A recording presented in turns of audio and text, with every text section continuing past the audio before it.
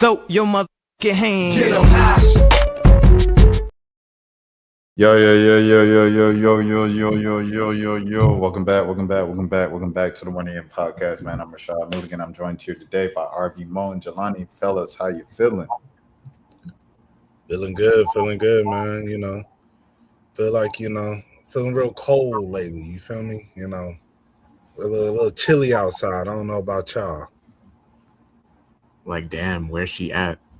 What's going on? No, I'm good, man. I'm cool, man. How y'all been? I still feel the way about how the whole thing went down for Iceman. So I think this era for me is like affected a little bit just because it's like I feel like I try to show folks love, and then you told me one thing and it wasn't what really happened. And you put the channel in jeopardy for like a whole day. It was a whole thing. Shouts out to YouTube. This is my first time even being live. I didn't get to do an individual live because as soon as I was going to do one yesterday before I left for the festival, my ride, he popped up. And I thought he was going to, come up to my crib.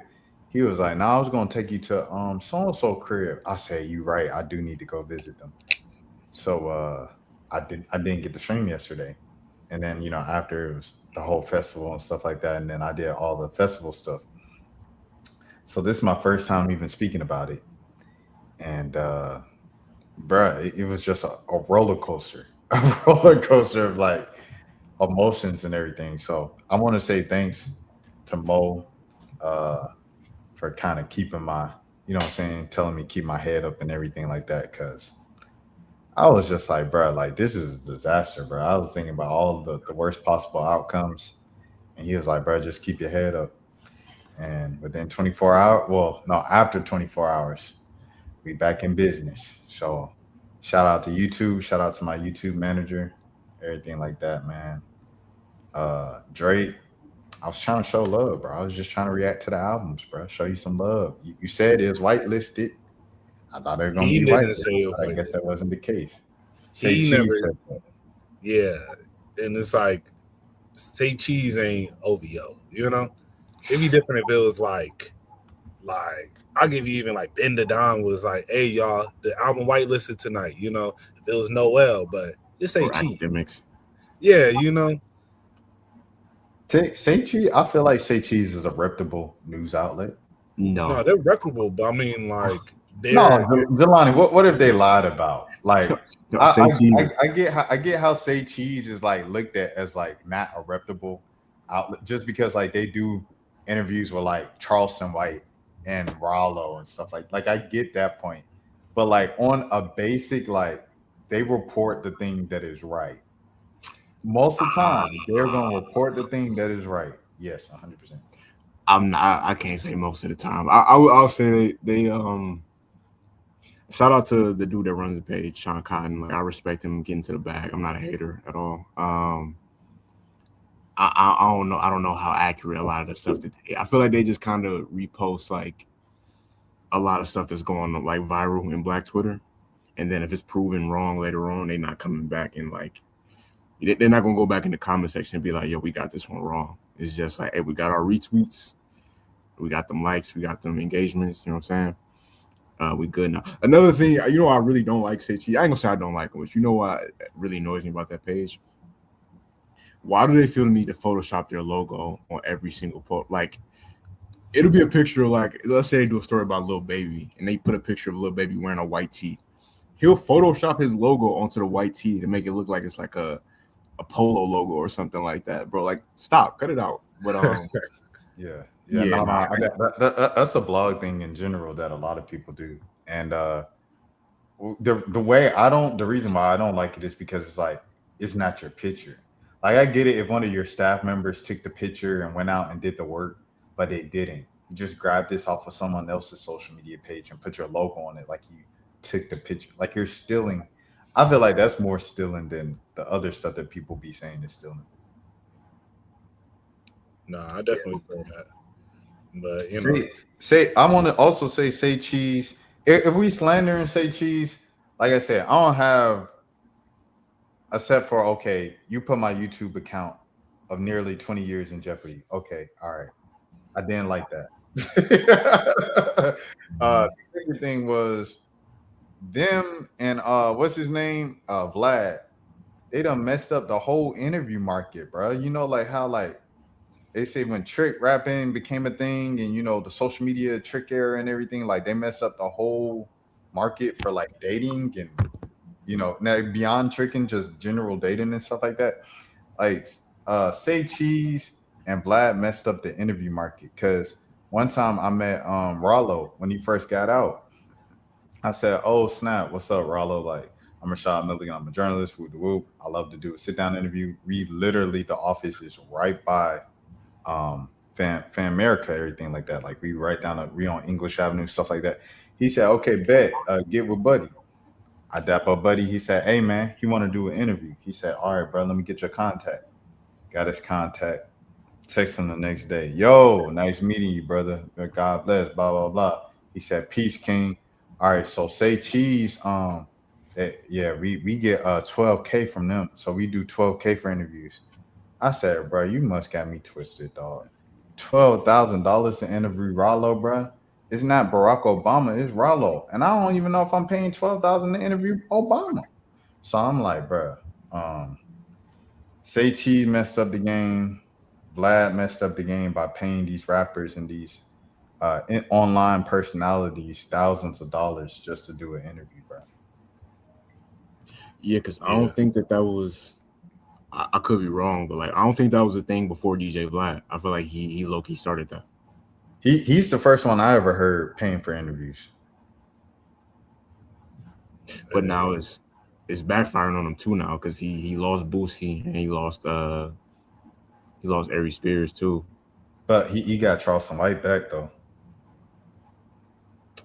Yeah, I mean, yeah, like, it's nasty, man.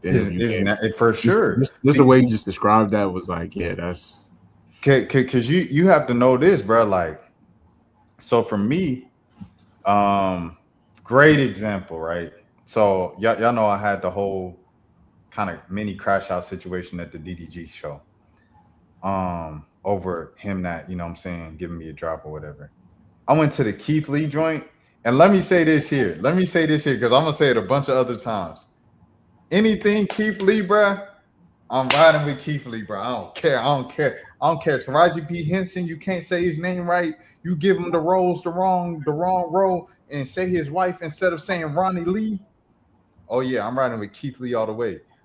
Gerald Hudson, you want to pop up and call him DDG or you know what I'm saying, like do the little troll thing and he take offense to it, I'm riding with Keith Lee. That's why I'm riding with Keith Lee. This man got 17 million followers. Hosted his inaugural festival with 20,000 people there.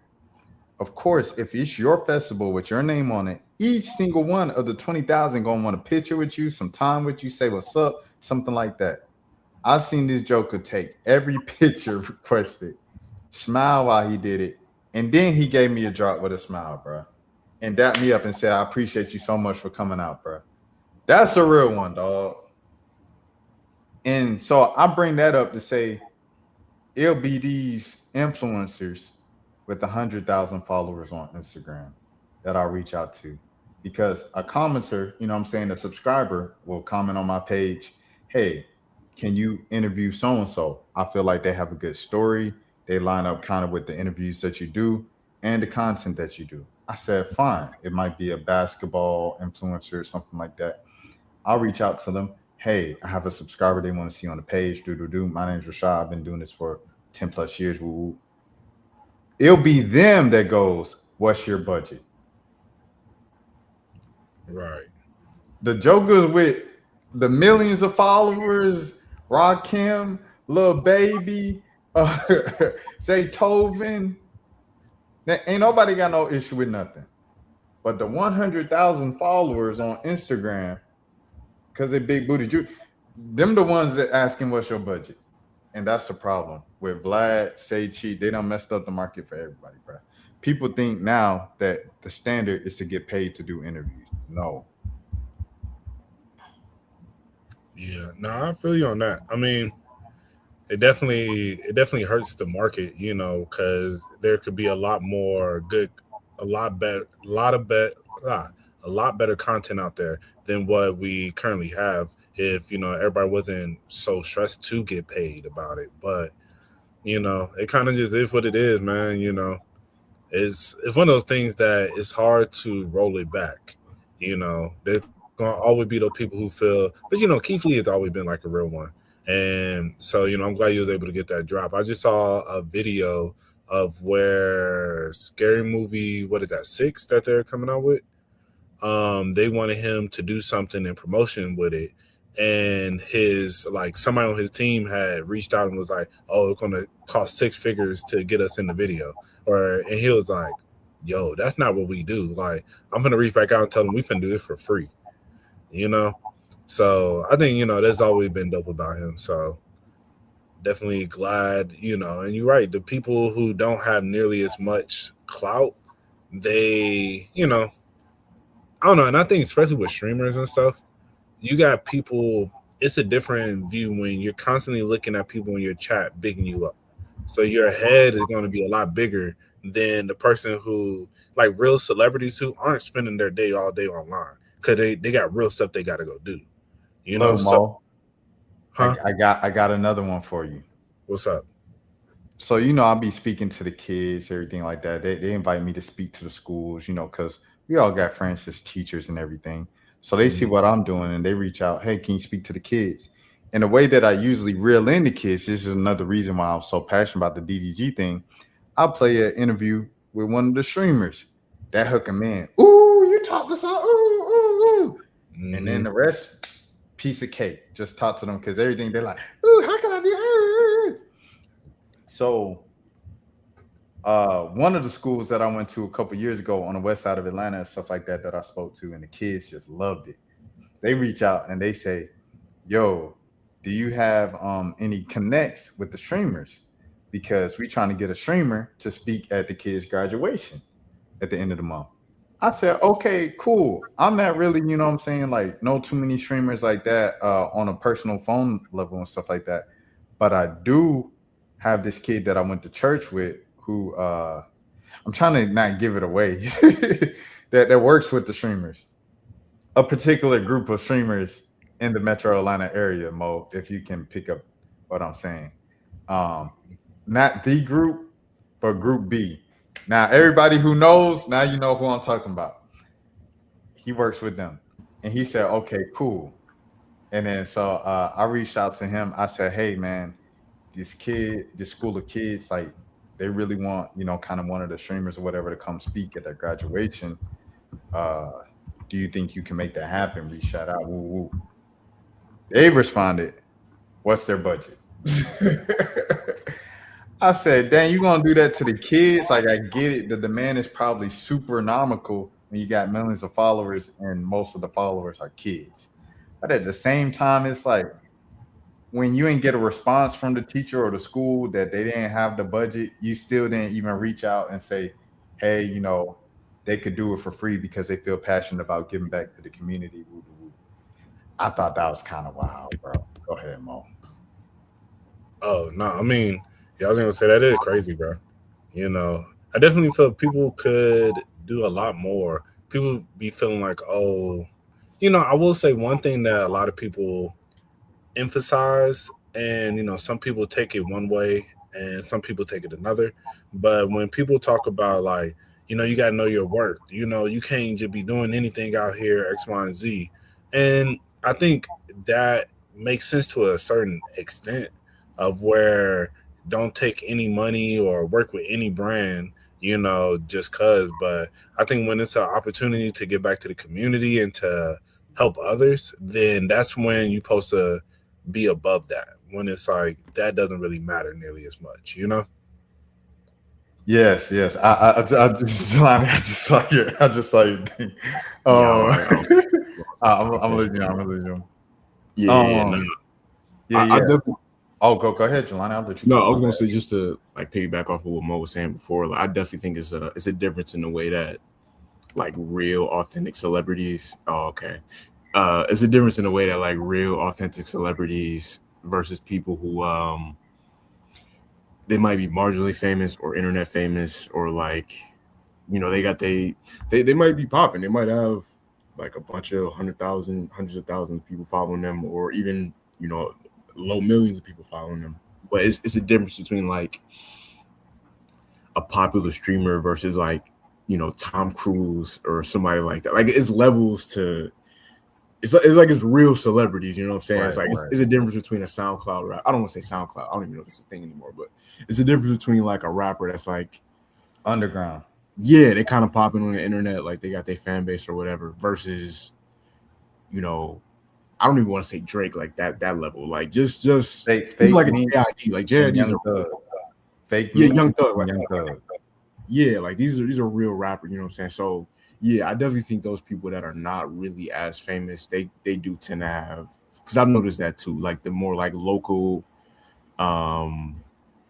like niche rappers, I think it's like a big fish in a small pond type of mentality they have. Oh, 100%. And I mean, I look back at Jennifer Lewis. She said this right after the Met Gala, because people were boycotting the Met Gala because, you know, Jeff Bezos was like at the top of it this year, and people were boycotting just how he moved in the last year in business, like getting rid of all of the Washington Post staff, and you know, doing, you know, like kind of tightening the requirements of Amazon workers without giving them fair worker rights and stuff like that. So, you know, all the, and, you know, his ties to in the whole Israel Palestinian conflict and stuff. So Jen Lewis comes out and she just straight up says, how much more fame do you need? How much money do you need? To a streamer that is 21 years old and a house that is allegedly, like, hey Mo, allegedly, according to Gigi, paid for by Kai Cenat. Right. Oh, my bad. But hypothetically speaking, and you getting $50,000 a month, how much more money do you need? Right. Yeah, I mean, it's a slippery slope though, because it's like on one hand, I do agree with you, but at the same time, it's like you don't know how long you're gonna be able to get to the money. You know what I'm saying? Like you can't really, especially like the streaming thing is. I don't know how long. Certain guys, like obviously Kai Cenat, he'll be famous for however long. Like Aiden Ross, like you got the top guys will be able to eat off of it forever. But like, I feel like it's a lot of people in that streaming industry. You know, 3 to 5 years from now, who knows? You know, who knows who knows how much money is going to be into it, and who knows if they're going to be relevant enough to capitalize off of it. Yeah, Rashad from EYL, shouts out to EYL and Rashad. He said today, like he posted this over the weekend, he said content is dying, like in terms of like the money in it. He said nowadays what you need to do if you have content is get a loyal following and then host events around kind of like the podcast hosting it, and then kind of like get your streams of income through there. Like obviously EYL, they have Invest Fest. You know, Charlemagne the God just did the Black Effect Podcast Festival in Atlanta. Keith Lee, as I described, he just hosted his thing yesterday. That's kind of where, you know, he sees it. And while I'm like, okay, well, I'm gonna still do content just because like that's my love and everything, you know. I mean, I'm not doing it just for the money. Like I really went to school for journalism. Like media is like my passion. At the same time, I'm looking at like if anybody knows, it's someone on the EYL level who's been at the top, who had the most popping podcast. Now I think it's probably a little more kind of mellow, but they're always going to have a market with those in-person events because people are going to go for networking opportunities, et cetera, et cetera. Yeah, I do, Loki. I think as far as people making money off of podcasting, I do think that I'm not gonna say the bubble is burst, but like that level where it was, let's say from like 20, I think Joe Rogan got his deal in like 2018 around that time, and that's when it was doing a bunch of who's the other lady? What's her name? Amy Schumer. Amy Schumer, yeah, she got like she getting like a big podcast deal around that time. Obama family had a podcast deal around the time. Like it was a thing where they was doing these big podcast deals, and then you had COVID happen. So a bunch of people, us included, we started our own podcast and all that, around the time. And yeah, I don't think, and even with like TikTok, like they ever since they sold sold to the US, I've been seeing a bunch of people on TikTok saying they're not making the same money that they was making on there before. So yeah, I definitely feel like now you gotta, even for us, like we gotta find a way,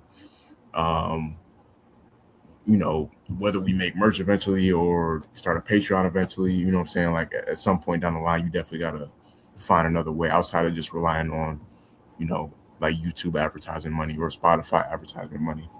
Or live pod from like a concert, or a concert would be, because I was thinking like a sports bar. Sports bar is always easy to do, like how they do like local radio, sports talk shows and stuff like that. But since I feel like a little more music than sports over here. I feel like a concert, but like how do you do that? I don't know. I think everybody's figuring it out right now, but maybe something like that would be kind of the route for like, I don't know. I'm trying to, what I'm saying? I don't know how to do this stuff myself. I'm like, hey, reach out to me for here, whatever. Da da da da. That's where getting agents and managers come in. But I ain't trying to pay nobody for nothing right now, to be honest. Like I want to see how far I can go independently, and then like when I feel like I've capped it out, then I need to get a manager to help book me for more stuff, or an agent to book for more stuff. Then I'll pay one for it. But it's like if you ain't making, if you're not making profit right now, then what's the point? Like you hustling backwards at that point. I don't know. I think there's some real good game for like aspiring creators and beginner creators to hear right now. Oh, that's a fact. Samaya said this too. Like, what to cap off this topic? I don't know if you saw the clip, Mo. Did you see the clip of Samaya yesterday? Last night, she walked to the ice cream shop, and they said they're closed. Okay, all right. Let me. So I haven't seen the clip. I just saw the caption and like the thing. So Samaya, the young streamer that we've talked about a few times, she's back in, kind of had another viral clip from her streams.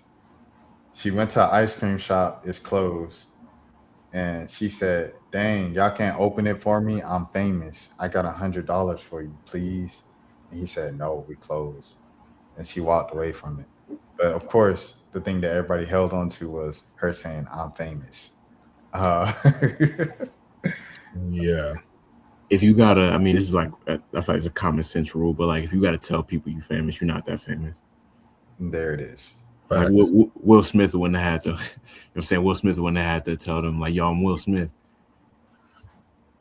I don't think fame exists anymore though. Like I think the last famous person was Taylor Swift, because that was her first number one was 2012.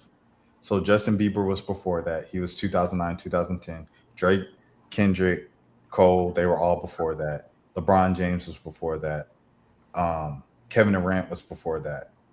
So there's no truly famous person after 2012. I mean, if Sydney Sweeney wanted some tacos, or if Sabrina Carpenter wanted some tacos, if Olivia Rodrigo wanted some tacos, they would have got her some tacos. Does your mom know either three of those women? Probably not, but I mean, there it is. That's the answer. That's the answer right there, Mom. I don't think the answer. But I don't think that's really a gauge of like. Yes, if you ask your mom who Taylor Swift is, she know who Taylor Swift is. If you ask your mom who LeBron James is, she know who LeBron James is. I don't think my mom knows who Taylor Swift know who is. Beyonce is. Bruno Mars, she know who Bruno Mars is. If you ask Sabrina Carpenter, Olivia Rodrigo, or Sydney Sweeney, she ain't gonna know who the white girls is. Respectfully, shout out to the white community. She ain't gonna know who the white girls is. Well, I mean, I'll keep it a buck with you. I don't think if I was to tell her Taylor Swift, she might know who that is. Like if I was to say Bruno Mars, but my mom don't be tapping stuff like that. So that's what I'm saying. Like, I don't think that's really the best gauge, because like even as I said, I could be like, "Yo, mom, like I'm going to Bruno Mars show." She'll be like, "Oh, okay." She's not gonna be like, "Oh, I love his music." Like she'll just be like, "Okay, that's another artist that you like. That's cool." I mean, it's definitely subjective, but I don't know. I feel like even when we lived in the era of like real celebrities, quote unquote, it was still a thing of like certain celebrities would be more popular to certain demographics than others. Like I don't know how many white people back in the day knew who Tyrese was, you know what I'm saying? But like in the black community, Tyrese was like a household name. Like everybody knew who Tyrese was. Same with like Taraji P. Henson. Like I don't know how many white, or Caucasian people back in the day. I don't know if I can say white people on here, but I don't know how many of them back in the day knew who she was, but like everybody knew who. I feel like it's the same thing now. Like there's certain people, like I would say Timothy Chalamet is it Chalamet or Chalamet? You don't even know his last name. But I would, even with the fact that I've never seen none of his movies, but I know who he is. Like I would say he's a real celebrity. But I don't know how many, like you said, to use the mom example. I don't know if my mom would probably know. But I don't know I don't know how many older people would know who he is, but I do think he's a real celebrity. But I'm saying, example, like your mom might not know who Timothy Chalamet is. If she saw a picture of, she'd be like, okay, yeah, I've seen him in a commercial or something, or a poster, a billboard. But if you showed her, like, if you said Tom Cruise, she know who Tom Cruise is. Yeah, everybody knows. Yeah, that's what I'm saying. But that type of celebrity doesn't exist anymore. Oh, I guess, and it's like this isn't being shady at all, but do you feel like Kendrick didn't become famous until 2024 then? No, Kendrick was already famous before that. Bro, white people did not know who he was. White people had no clue who he was, bro. That's the thing. Everybody, and like, let's keep it above, bro. Majority of Kendrick shows are white. No, but I'm saying like if you're talking about the white people who don't listen to hip hop, like who just who like they brought up Kendrick Lamar. You know how many white, like, I'm not even capping down. Like how many people after the Super Bowl they were like, yeah, I never heard of this guy, but he's just so great. You know, the Super Bowl was their introduction to him and they were like, they really rock with it because he had a message, you know, his music was so good, this, that, and the other. But like I've heard multiple white people who like they're not tapped into the hip hop community. So, but that's what I'm saying. Like, if that's your definition of famous, then like I like that's what I'm getting at. I don't think that should be the measurement of if everybody knows you. Because you say Kendrick been famous, he's been famous. But then it's like, did the world know Kendrick Lamar like to where everybody?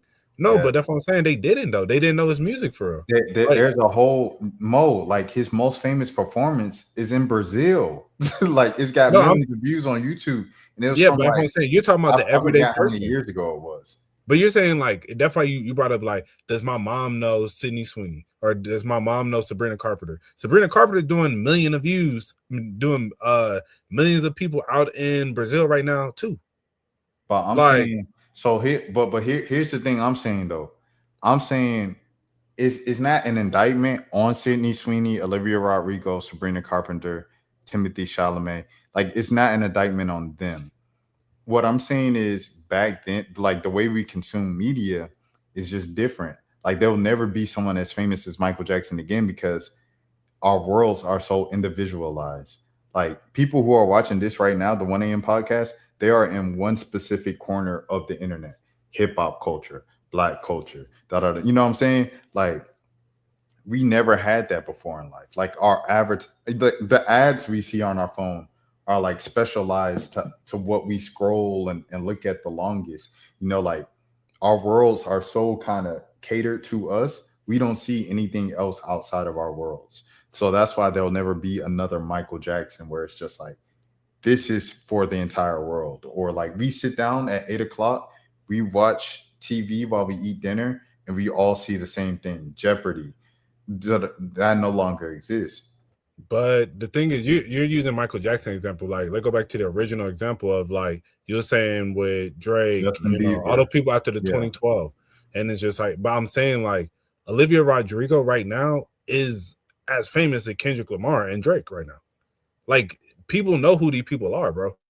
Like they know them. They're as famous as probably blog era Drake and Kendrick Lamar, but they aren't as famous as like Kendrick Lamar and Drake right now.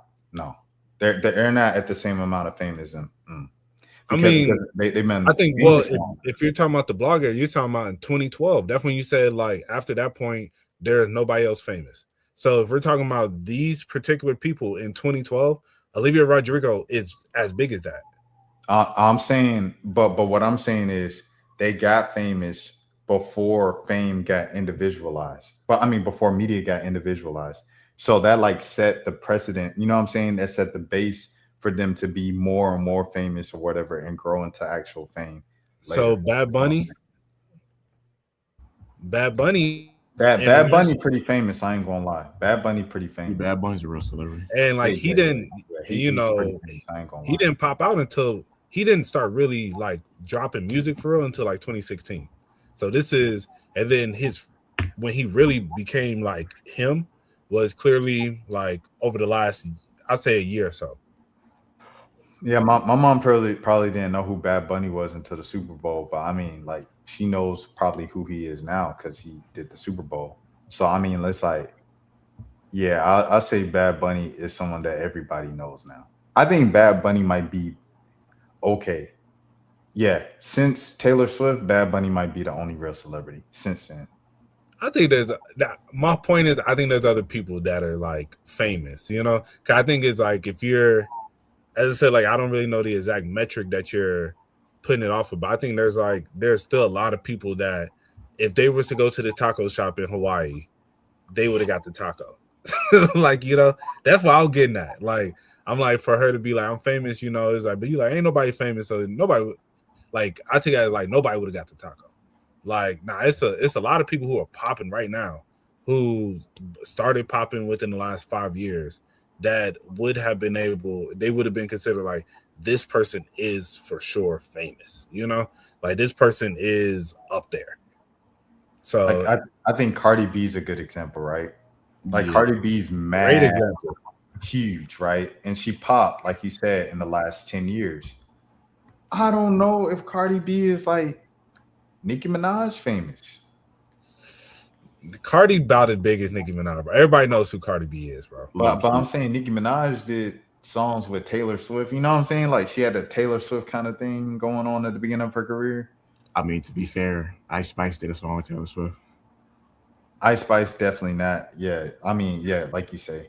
But Ice Spice, she definitely, you know what I'm saying? She definitely a tier or two below. Like Ice Spice Ice Spice can go to McDonald's, bro. Like we saw the video. Ice Spice can still go to McDonald's with a hoodie. Yeah, that's a fact. Like Drake can't go to McDonald's with a hoodie on. No, facts. So I mean, if I say, I think like the Cardi B, Meg Thee Stallion, you know, both of those people they're famous. Like Meg's pretty popular too. I low key think Cardi's way more famous than Meg. And Meg, no, for sure, Cardi for is, sure, yeah, for sure. Meg is more black famous.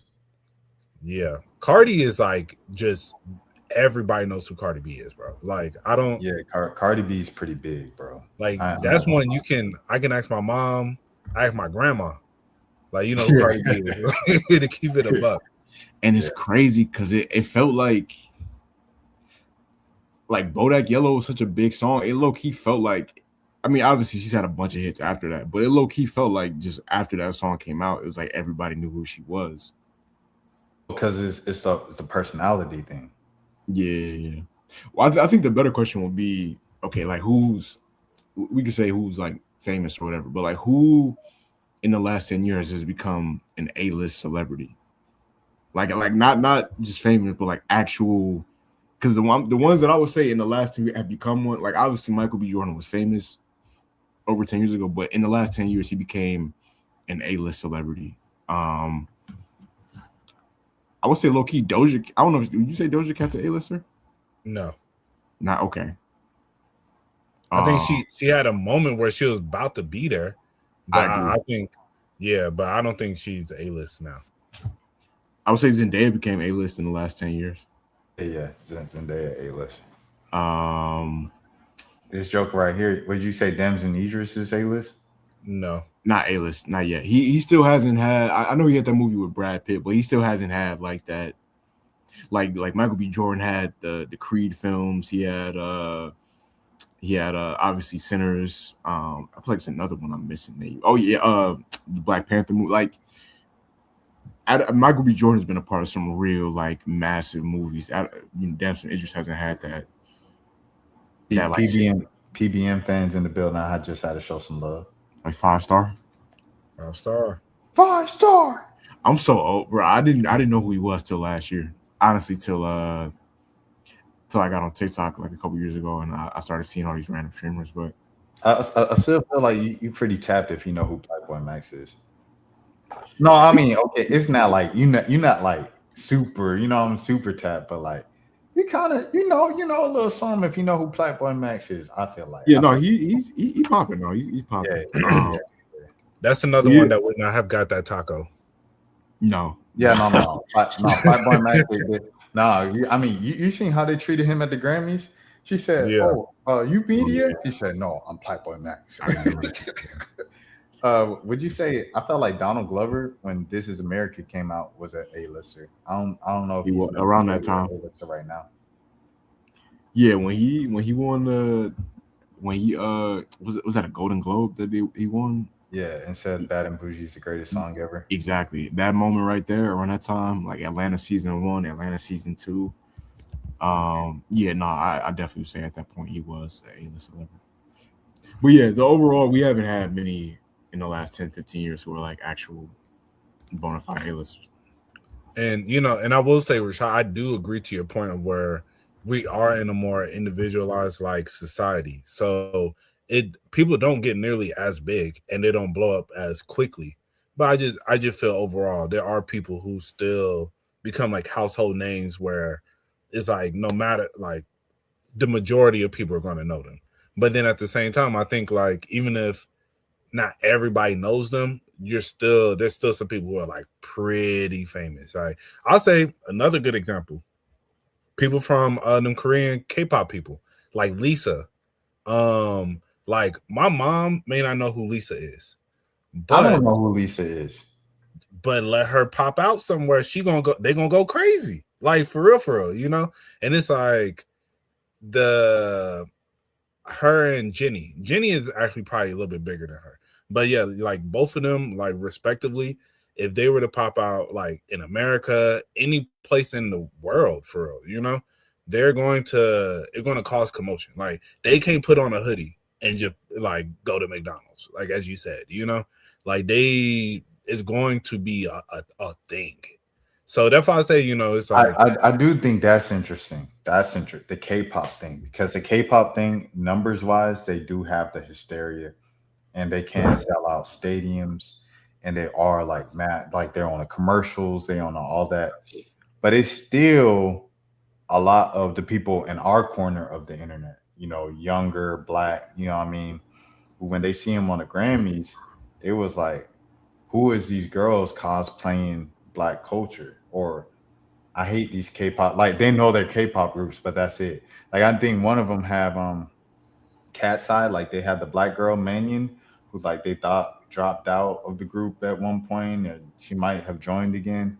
Like that's literally the only K-pop group member's name that I know, and that's because she's Black. I mean, I know Jenny because she got a song with Childish Gambino and Kali Uchis. Shout out to Jenny. But yeah. But that goes into what I was saying about the Kendrick Lamar thing. Like if I say I wasn't like trying to be like shady or anything, but if I say like to us, like Kendrick been famous. But look at this though, Mo. Yeah. Them K-pop girls ain't got no Pulitzer. I mean, no, and that's they may not have a Pulitzer, but like they doing diamond records, you feel me? Like Kendrick ain't got diamond records, so like I think maybe Not Like Us and maybe gone diamond. Or actually, what's it called? And he got Humble, maybe Humble All the Stars, maybe. But it's like, regardless of what I'm saying, is like the numbers that they're doing is astronomical, and it's been astronomical for a long time.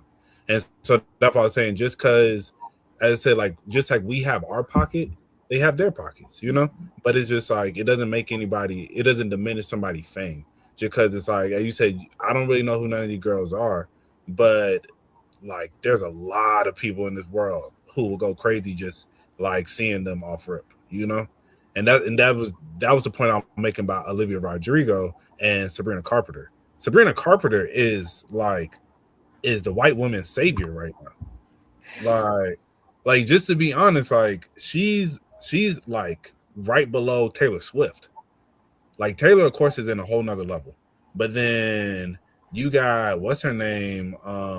Sabrina Carpenter. She out of here, you know? And so that's why I'm saying, you know, I think I get it where it's just like, cause we could be so jaded to be like, well, everybody knew who Kendrick was, and it's like a lot of people did know who he was, but at the same time, what's up, man? But at the same time, I think, you know, it's the same thing with just how you didn't until you saw them at the Grammys, and that's how it was for a lot of people with him, you know. No, I'm not saying Kendrick in 2012 was mad famous. Like, I'm saying he became famous before 2012, and then he grew into something bigger. You know what I'm saying? To where he's, you know what I'm saying, actually famous now across everywhere.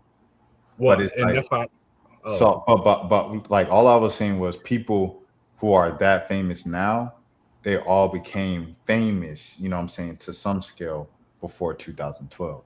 I think, and then, you know, I think Bad Bunny and Cardi B are two like people who really challenged that theory. Everybody else, because it's so niche. Like K-pop is still niche, even though it's huge. It's still niche. It's only niche to us. It's niche to us. It's niche, but we exist. And I mean, but that's what I'm saying. It's like, and like, just like how hip hop. Let's go soccer players, right? Yeah. Let's go soccer. Shoot, who's some poppin' soccer player, like new soccer player from the last 10 years? Neymar.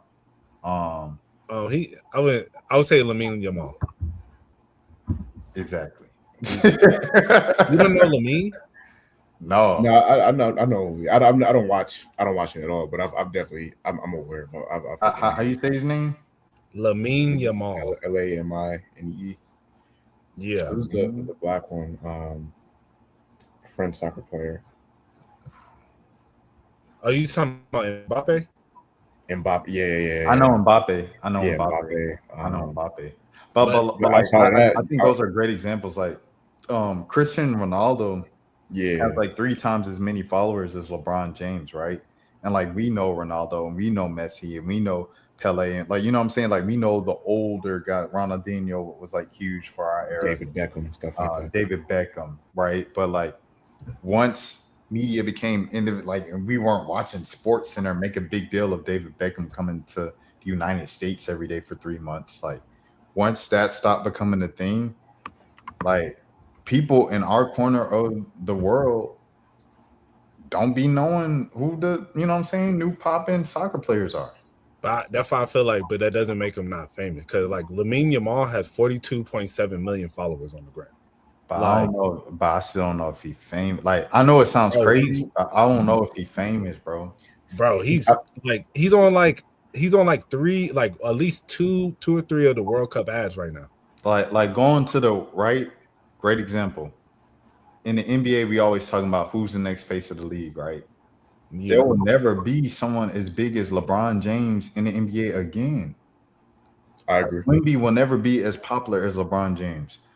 SGA never gonna be as popular as LeBron James. Except you can go down the line. Like, Ant Edwards will never be as popular as LeBron James because he just became famous in a different era.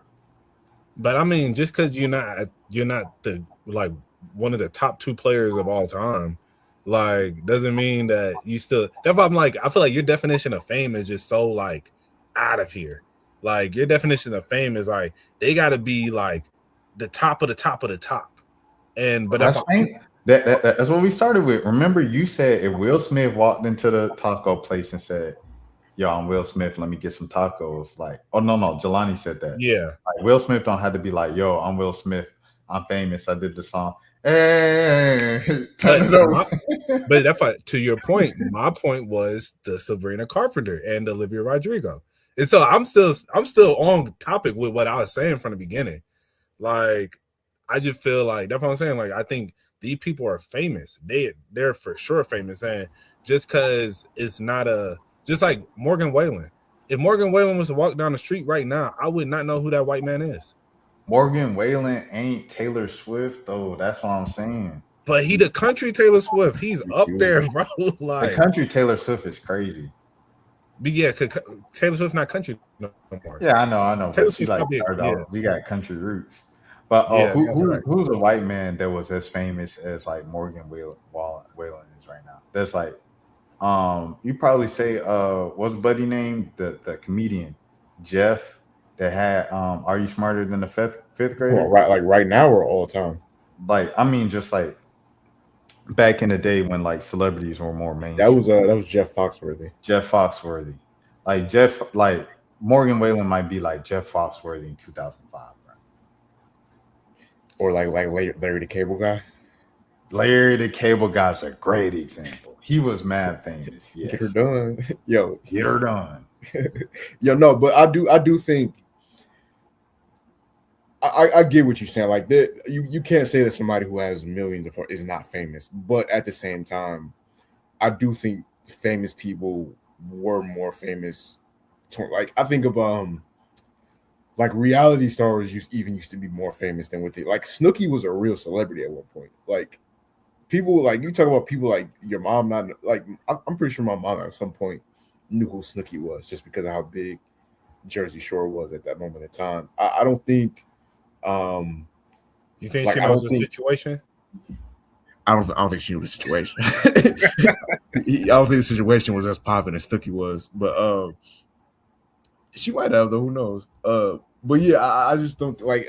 They got baddies and stuff like that. Like, bro, none of these girls on any of these reality TV shows right now are like who is going to be the Drea Michelle of baddies right now? You know what I'm saying? Like, it is a certain thing of people being more famous when we were all sitting around watching TV and there was only like 300 channels and we all it was just less like if you look at an episode of I'll give you a perfect example. Like WWE is making more money technically financially than they've ever made right now, but Roman Reigns is not Stone Cold Steve Austin. Like I don't care if he's the top guy in the company, but you're not as famous as Stone Cold was back in the day or The Rock was back in the day. Like they were John Cena. Yeah, they were real celebrities because you had to, if it's a Monday night in 2002, and it's not Monday Night Football season, like what else is everybody going to watch besides Monday Night Raw? You know what I mean? Versus now when it's like you can go watch streaming or you can go on TikTok or you can go on Instagram or you can go on, you know, whatever. So I do think we have a lot of famous people, but it's hard to reach that like ubiquitous level of fame that people used to have. Like great example, Mo. Like DDG has 7 million followers. I still think DDG is black famous. Yeah, 7 million. Yeah, 7 million is like you popping. Yeah. Like you know. But that's what I was saying with excuse me, with like that's why I brought up Lamine Yamal. Like Lamine Yamal is like I know him now. Yeah, but that's what I was saying. I'm like, yeah, he's a person that like you know. That boy is like he's pretty famous. You know, it's like I think. Do you think he could walk Bourbon, bro? No, I think he could, bro. I don't think he could walk Bourbon. I'm gonna keep it. What'd you say, Jelani? What'd you say? DDG? No, not Bourbon. Wait, you say who? Yamal. Oh, Yamal. DDG can't walk Bourbon because he black. He black famous. I was gonna say he would be black American. he might get swarmed on Bourbon. Yeah, for sure. See, the thing about it is that soccer is one of those sports where it'd be people watching that you wouldn't. I'm gonna be respectful to this. Where I'm gonna say football. Football is one of those sports where there's people that watch that sport that you would never know, like because the numbers is real. Like somebody got to be watching it. Everybody act like they don't watch it. Some of the people are watching that, so I'm saying to say, I want to say yes, but at the same time, I could see a scenario where it's like, okay, let's put it like this. If he's walking down Bourbon Street versus Anthony Edwards walking down Bourbon Street, I do think in that situation, Anthony Edwards would be more known. But if you go to Europe and Anthony Edwards and him are walking down the street, it wouldn't even be close. Like Yamin would be getting swarmed. So I do think it depends on like what the demographic is and what they into. I mean, I think all it takes is one person to be like, yo, that's Lamine Yamal. And it's because also, yeah, it's just takes that one person. I don't think everybody finna be like, who is that? Like, that boy gonna get swarmed. Yeah, so that's what I'm saying. It's like, I get it to like he can't just walk down Bourbon and just be all good, because there's going to be at least one person to recognize him who's going to call it out, and then any other person who's ever heard his name before is finna look, and now it's a situation. So I don't think he finna just go unnoticed. I think if Kareem Benzema, who has even more followers than him, if he walks down there, there's a good chance that he may not get noticed. But I think it's also about, I think he has a particular look as well. Like, cause I ain't gonna lie, he walking down Bourbon, he gonna have that on. Like, that boy be iced up. So yeah, I'm gonna keep it a buck with you. Like, that's another thing that why he has a good like social following, because it's like he's a very like fashion forward person. So but yeah. So I mean, I don't know. Fame is all, it's all subjective at the end of the day, It is, but I feel like back in the day, like it was more of a thing, just because, like Jelani said, like we had to all watch the same stuff. No, facts. And I agree to that point that it was more prevalent back in the day. My thing is just like, I think there's still famous people who are being created as we speak, Like, I don't think fame stopped in 2012. That was my point. I don't think. Okay. I think. Oh, yeah. I think Speed was the original guy. I said, I feel like Speed is the closest guy to come to a celebrity since 2012. Yeah, Kai pretty famous too. Like, if we're gonna keep it a buck. But Kai, I don't know if Kai is gonna get, you know what I'm saying, swarmed and chased in every other country like Speed does. Like, you know what I'm saying? Like, you see videos of fans coming up to Kai in Europe and it's calm. Like, he can, hey, what's up, guys? Shake their hand and have full conversations with them. You know what I'm saying? Like, he can't do that. Kai can't do that in NYC. Kai can't do that in America. But in Europe, he can, because the fanfare just isn't as crazy all the time. If Speed go to Europe, it ain't no, hey, how you doing? Is do a backflip. Like, you know what I'm saying? It's crazy. But I would say also to that point though, is because if you're finished, the only reason that you're going to see all that is because Speed is on stream. And so with him being on stream, that's a lot of people opportunity to be like, I get to be on Speed stream. As opposed to, like, if Kai was more of an IRL streamer, like if you see Kai out, you're just going to see Kai out. He's not going to be streaming. He's going to be vibing, But if it's Speed and you're seeing the camera, you're seeing, it's like, oh, like, I want to be part of this moment, 6 security guards. Right. Yeah, I do think Speed is overall. Speed is kind of like, I don't even. And I'm saying this as somebody who, like, I respect what he does. Like, I don't even understand. Like, obviously he's a streamer and he's like entertaining, and so, but like, for him to reach the level of fame that he's at, I don't even know who really to compare him to. Like, he's legitimately become one of the more famous people. I'm not gonna say one of the more famous people, low key, one of the more famous people on earth around this time, at least for this generation. Like, when you're able to go to any country in the world and have people swarm you, what he's done is impressive. Right. For sure. Okay, all right, cool. I felt like that was a good conversation to lead up to the stuff that we on today. So I felt like this was why the people came in. They wanted to see our thoughts, because I titled it, Let's Talk About Drake's 3 albums. So without further ado, let's talk about Drake's 3 albums, man. All right. So I guess the initial one, the main event, Iceman.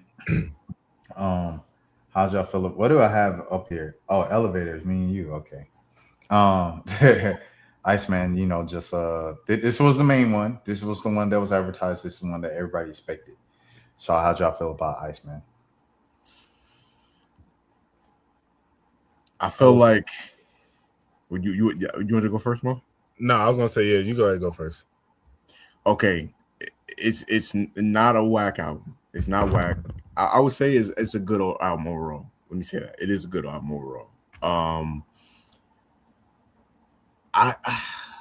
I'm very interested in the like what his creative process was for these 3 albums, because I'm wondering if like I want to know if he just recorded a bunch of songs and then he broke it down like, okay, this feels like it should go to Iceman, or this feels like it should go to Habibti, or this feels like it should go to Maid of Honor, or if he purposely just like, okay, I'm gonna knock Iceman out and then I'm gonna knock this because it's like certain songs in here that I feel like could go on either one of the albums, like, you know, from sound wise. But I would say overall, Iceman, the rapping is incredible.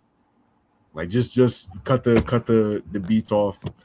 The rapping is incredible, and I feel like a lot of the times, because he's not like yelling on the song, it almost like it might go under the radar how well he's rapping, because it's kind of like a lackadaisical, like relaxed flow on a lot of the songs where he's not. It's like he's not trying to do too much. Like we quoted the whole "damn, where she at" part. Like he was kind of being playful but still getting his bars off. I noticed that was like a consistent thing. He definitely sounds. I wouldn't say he. I don't think he sounds. I saw people saying he sounds hurt. I don't think he sounds hurt. I feel like he sounds kind of like damn, like y'all really, like, you know what I'm saying, y'all really play. But it didn't sound like it almost sounds like he, like in a petty way, he was trying to come for his revenge. Like I don't know. It's I want to hear Mo's review, because I don't want to be. I have a lot of positive and negative. I have mixed feelings about the album as like a real Drake fan.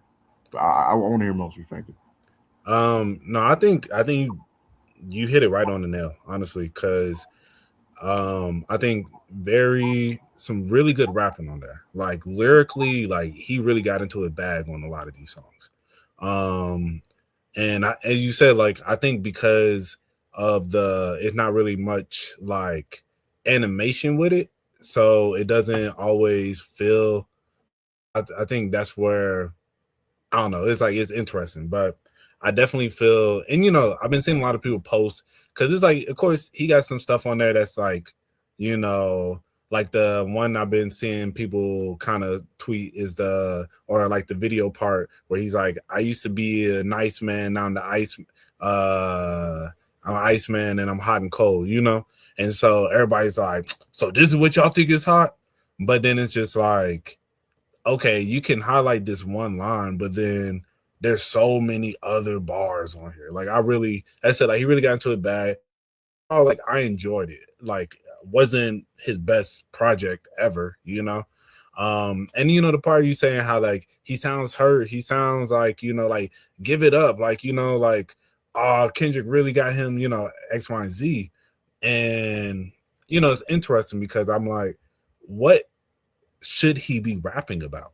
This was the last 2 years of his life. Like, you know, he's always been known to rap about his life.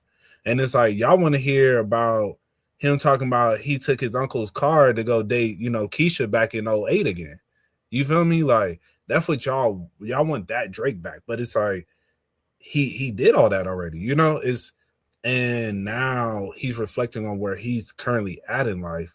But, you know, I think, as I said, a lot of people kind of are like, like, you know, you're not letting it go.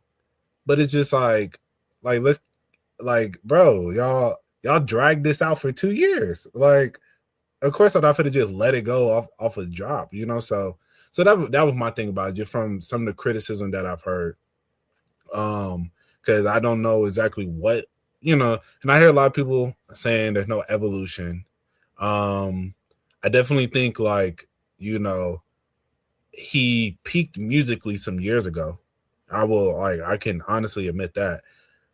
But I think it's still high level music. That's what I'm saying. It's like, it's still, like I said, like lyrically, I will give it to him. Lyrically, like he really got into it bad, because it's just like some of these songs is metaphor after metaphor after metaphor after metaphor, you know? And so he really kind of got into that bag. But, you know, is he making the best music of his life right now? Nah. Like, and I think he knows that. It's just like, I'm not there no more, you know? It just kind of is what it is. Like, you know, he has a line on there where he says, you know, something about, like, you know, beefing with me about girls that I hit when I was in my peak. It's like, he like, I know I'm not in my peak no more. And, you know, I think one of the biggest things that I took away from it at first, and then after going back and listening, you know, it kind of I feel like he answered it. But I was like, man, like, where's the 40 influence? Like him and 40 need to just lock in for an album again, because I can tell that's not what's going on no more. But you know, then you go back and listen to Make Them Cry, and he talks about how like 40 don't even want to listen to me when I'm going like want to hear my words when I'm going through all this crap like this, you know, because he know this ain't the man that he came up with, you know, and he's telling him like, yo, you need to grow up, you know, like you need to dig deep. And as he said, like he's like, I hate to hear those two words because it doesn't bring peace for him, you know. So it's like a realization of like he's understanding where he's at in life. He's understanding that I do need to like elevate in my life. I do need to become like he said, I'm battling aging, you know, like, and that's a real reflection. And, you know, so I hope as music moves forward that he is able to hop into that. So as I said, like, I'm glad that he does address that. And, you know, as I said, I think that's just a realization. It's like, you know, we can want him to be at a certain place in his life, but you know, shoot, we all want to be in different places in our lives at times too, you know? And it's just like realistically, sometimes we're just not there, you know? So, and I think that's the realization. You feel like you have all the money, you have all the fame, you know, you have this, that, and the other. You should just like, you're about to hit 40, bro. Like you need to just be ready to settle down. But it's like, I mean, if it's not going that way, you know, it is what it is. But at least he's acknowledging it. He's recognizing it, and he says, I mean, I guess in a sense he's saying he wants to make that move, you know, but I mean, we'll see, you know. So I said, like, overall, I enjoyed the album, and I'll say my personal favorite on there so far, I really Slick Janice STFU. I think that was the song that like I didn't even really like it at first, but then it just got stuck in my head. And then I was just like, let me go back and listen to this again. And then it's like, as I listened to it more, I was just like, I just like this, you know, like sonically, this is appealing, you know? So I think that song. And then, what's the other song that I've been liking a lot? What's it called? What is the other song? The one with my bad. I'm finna pull it up just so I can. I'll say definitely I like National Treasures. Yes. I'll say that one I really enjoyed. And then as I said, of course, like, you know, I like all the Make Them references. Off the like, you know, that's his little timestamp for this album. So like Make Them Cry, Make Them Pay, Make Them Remember, Make Them Know. I think all of those were just, as I said, good quality rapping. So I enjoyed it. Yeah, I got real quick before Rashad. I got Whisper My Name is one of mine. Janice STFU. And I like 2R for the radio. I love LA rap. So like hearing them on the West Coast beat for me was what that's on this one, right? I get the songs mixed up, but I want to say it's on here. 2R for yeah. No, I'm a huge West Coast rap fan, so I feel like he slid on there. I like Lil Birdie to an extent, but I just seen that it's like a whole controversy going on Twitter that he stole that song from 1300 Rugrat, the white kid from Florida. So I went back and listened to the song. Like the beat is similar, like, but the flow doesn't sound the same. And like, cause I was really listening, I was like, all right, do they sound similar? Like, I don't think the flow or the words sound the same, but the beat, I guess, is somewhat similar, but it's just like a more, I guess, sped up version of it, like where it kind of sounds like that. So I don't know, that was the thing, because as I said, like, and maybe yet again, I'll be trying to put on the objective views, you know, like the lenses, where I'm not trying to just look at it from a fan perspective, but when I listened to it, I was like, they're not even rapping the same flow. Like this is more of a Kodak flow than a 1900 Rugrat. Yeah, he definitely sounded like Kodak on there. Yeah, so I mean, I guess 1900 Rugrat is kind of like a disciple of Kodak in that South Florida flow. But as I said, when I was just listening to it, I was just like, I was waiting for it to them to connect more. I don't know. Have you heard of Rashad? No, I haven't heard Rugrats version because I saved the link or whatever for another stream or whatever to react to it. But I will say like listening to the album on streaming and stuff like that, I definitely know the song where everybody's like, oh yeah, this Kodak flow. There's another time where I was like, oh, this sound like DDG, but obviously DDG is inspired by Drake, so his whole thing kind of sounds like Drake.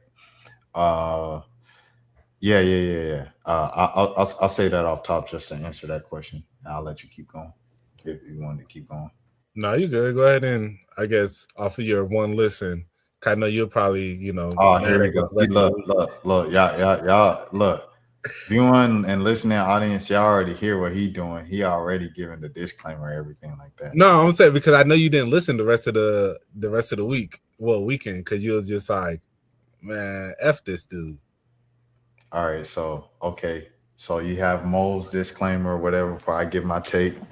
Let me give my take. All right. Everybody else got their take, no disclaimers. Okay, here we go. Iceman.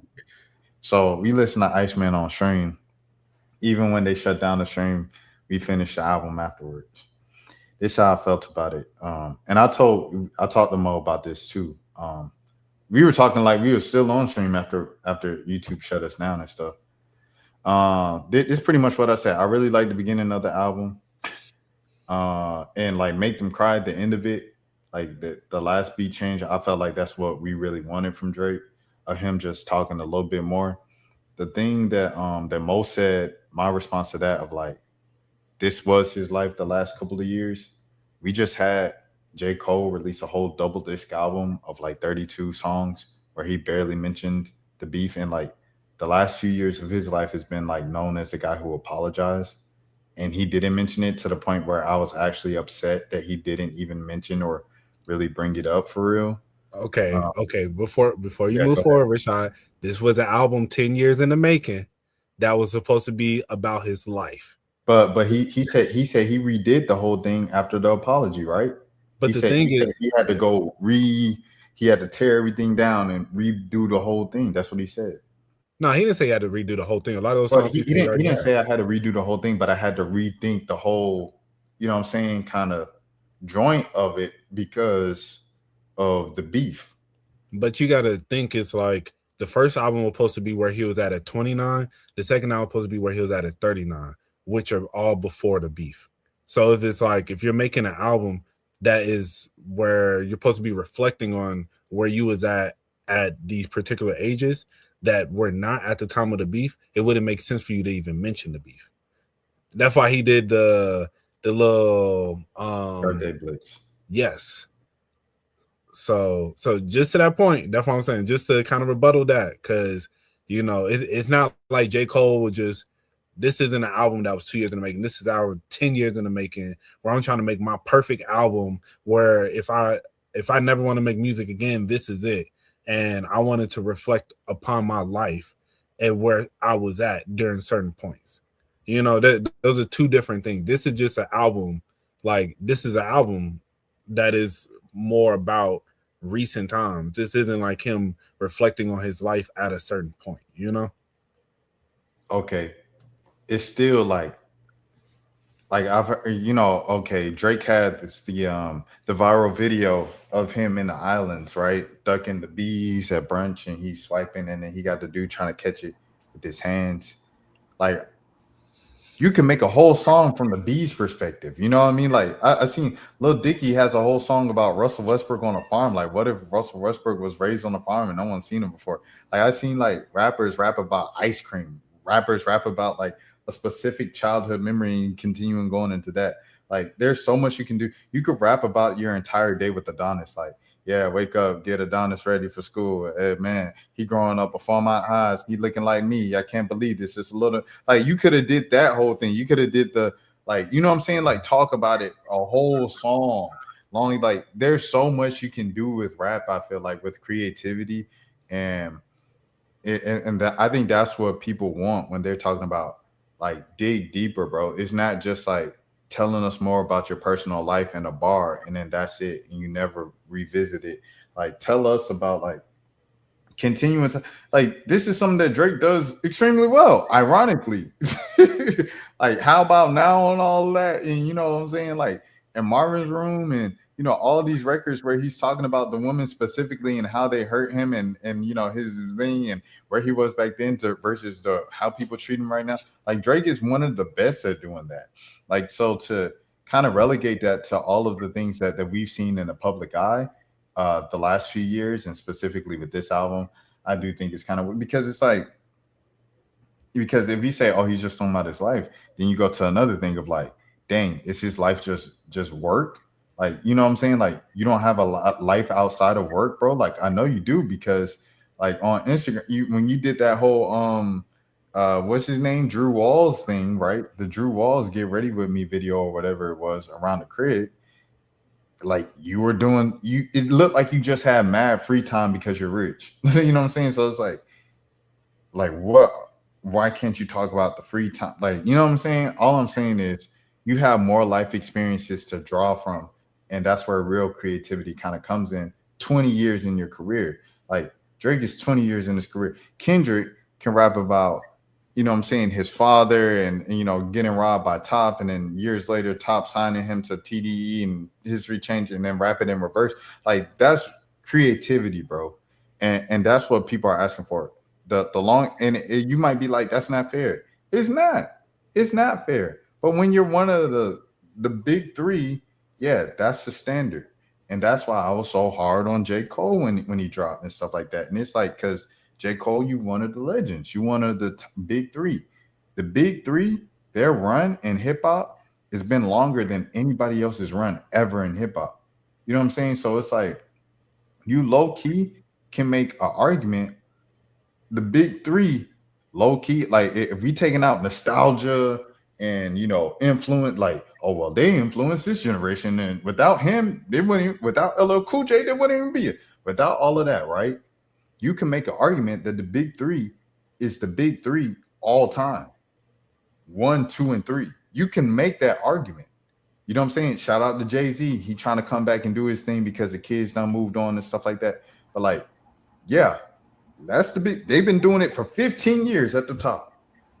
You know what I'm saying? So I'm saying, like, with that comes the standard of we gonna be so nitpicky and everything like that, of like get more realistic. Because why is Saba and No Name, you know what I'm saying, and all these type rappers, why are they out storytelling who's supposed to be the top dogs? That's all I'm saying. It's like, get a little more creative. You 20 years in, rap about from the perspective of the B, bro. Rap about this perspective of putting the Iceman thing on the seat, set the Raptors game. Rap about Toronto getting a WNBA team, and not just naming a song WNBA, not mentioning anything WNBA. Like, you know what I mean? Like, let's do something creative, bro. Do something different. Dare to be weird.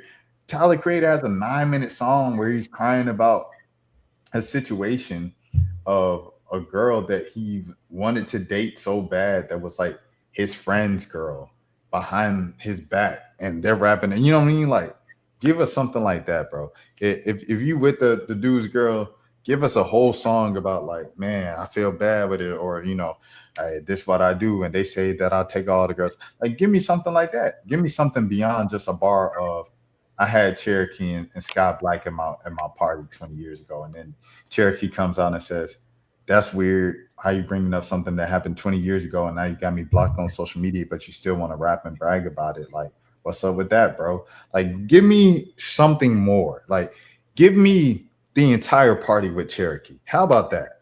Give me the first time you logged on your laptop on tour or whatever, saw your first Cherokee video, the moment you fell in love with Cherokee, the moment you felt like you started fantasizing about, oh, if I ever had Cherokee in my hotel room. So the moment you reached out to her, to the moment she came in, how'd you feel? Was your heart pumping? Were you nervous? What J. Cole said, it wasn't nothing like that first time. She was in my, give me something like that, bro. Don't just give me a bar and then move on. I think that's the problem I'm having with Drake, because when he just uses a bar and he keeps it pushing, then it's like he starts to relegate what I felt like towards the back end of this album. Because I ain't gonna lie, I like the front part of the album. The Ran to Atlanta when he's talking about Atlanta know what I did. That was, I ain't really, what I'm saying? Because it's like, bro, like Atlanta rock with Kendrick. What you mean? And then the shebang right after it with the Migos ad libs. I'm like, oh, okay, all right, that's kind of. I felt like I take that personally as someone from Atlanta, but I do like the shebang song. Outside of that, I ain't gonna hold you. I'm not gonna lie to you here. I'm gonna tell the truth. It's the second half of the album where I felt like he started to fall, you know what I'm saying, later on into a lot of the same old Drake references, a lot of the same old Drake cadences, a lot of the same old Drake, you know what I mean? And that was the issue that I had with it. Overall, I like the beginning. The first song is exactly what we've been asking for. It's like he heard what it's like Kanye saying, I missed the old Kanye track, right? He heard what we've been asking for and he brought it up. He mentioned the elephant on the table. And then as time goes on, you start going back to what's comfortable. You know what I'm saying? Like kind of you're comforted. That's how I feel about it. Memphis Drake will bring him back in good favorite. So you know what I'm saying? Shout out Link Secure them packs fool. But yeah, like that's my reaction to it. I'm not saying it's a bad album. I'm not like I want to clarify that. I'm not saying it's bad. I'm not saying it's like certified lover boy type. You know what I'm saying? Like it's better than certified lover boy. For all the dogs, that has some jams on it too. I think it's better. For all the dogs, has some jams on it too. But it was very kind of 2023-ish. You know what I'm saying? Like I don't know if it, you know what I mean? It's gonna hold the test of time.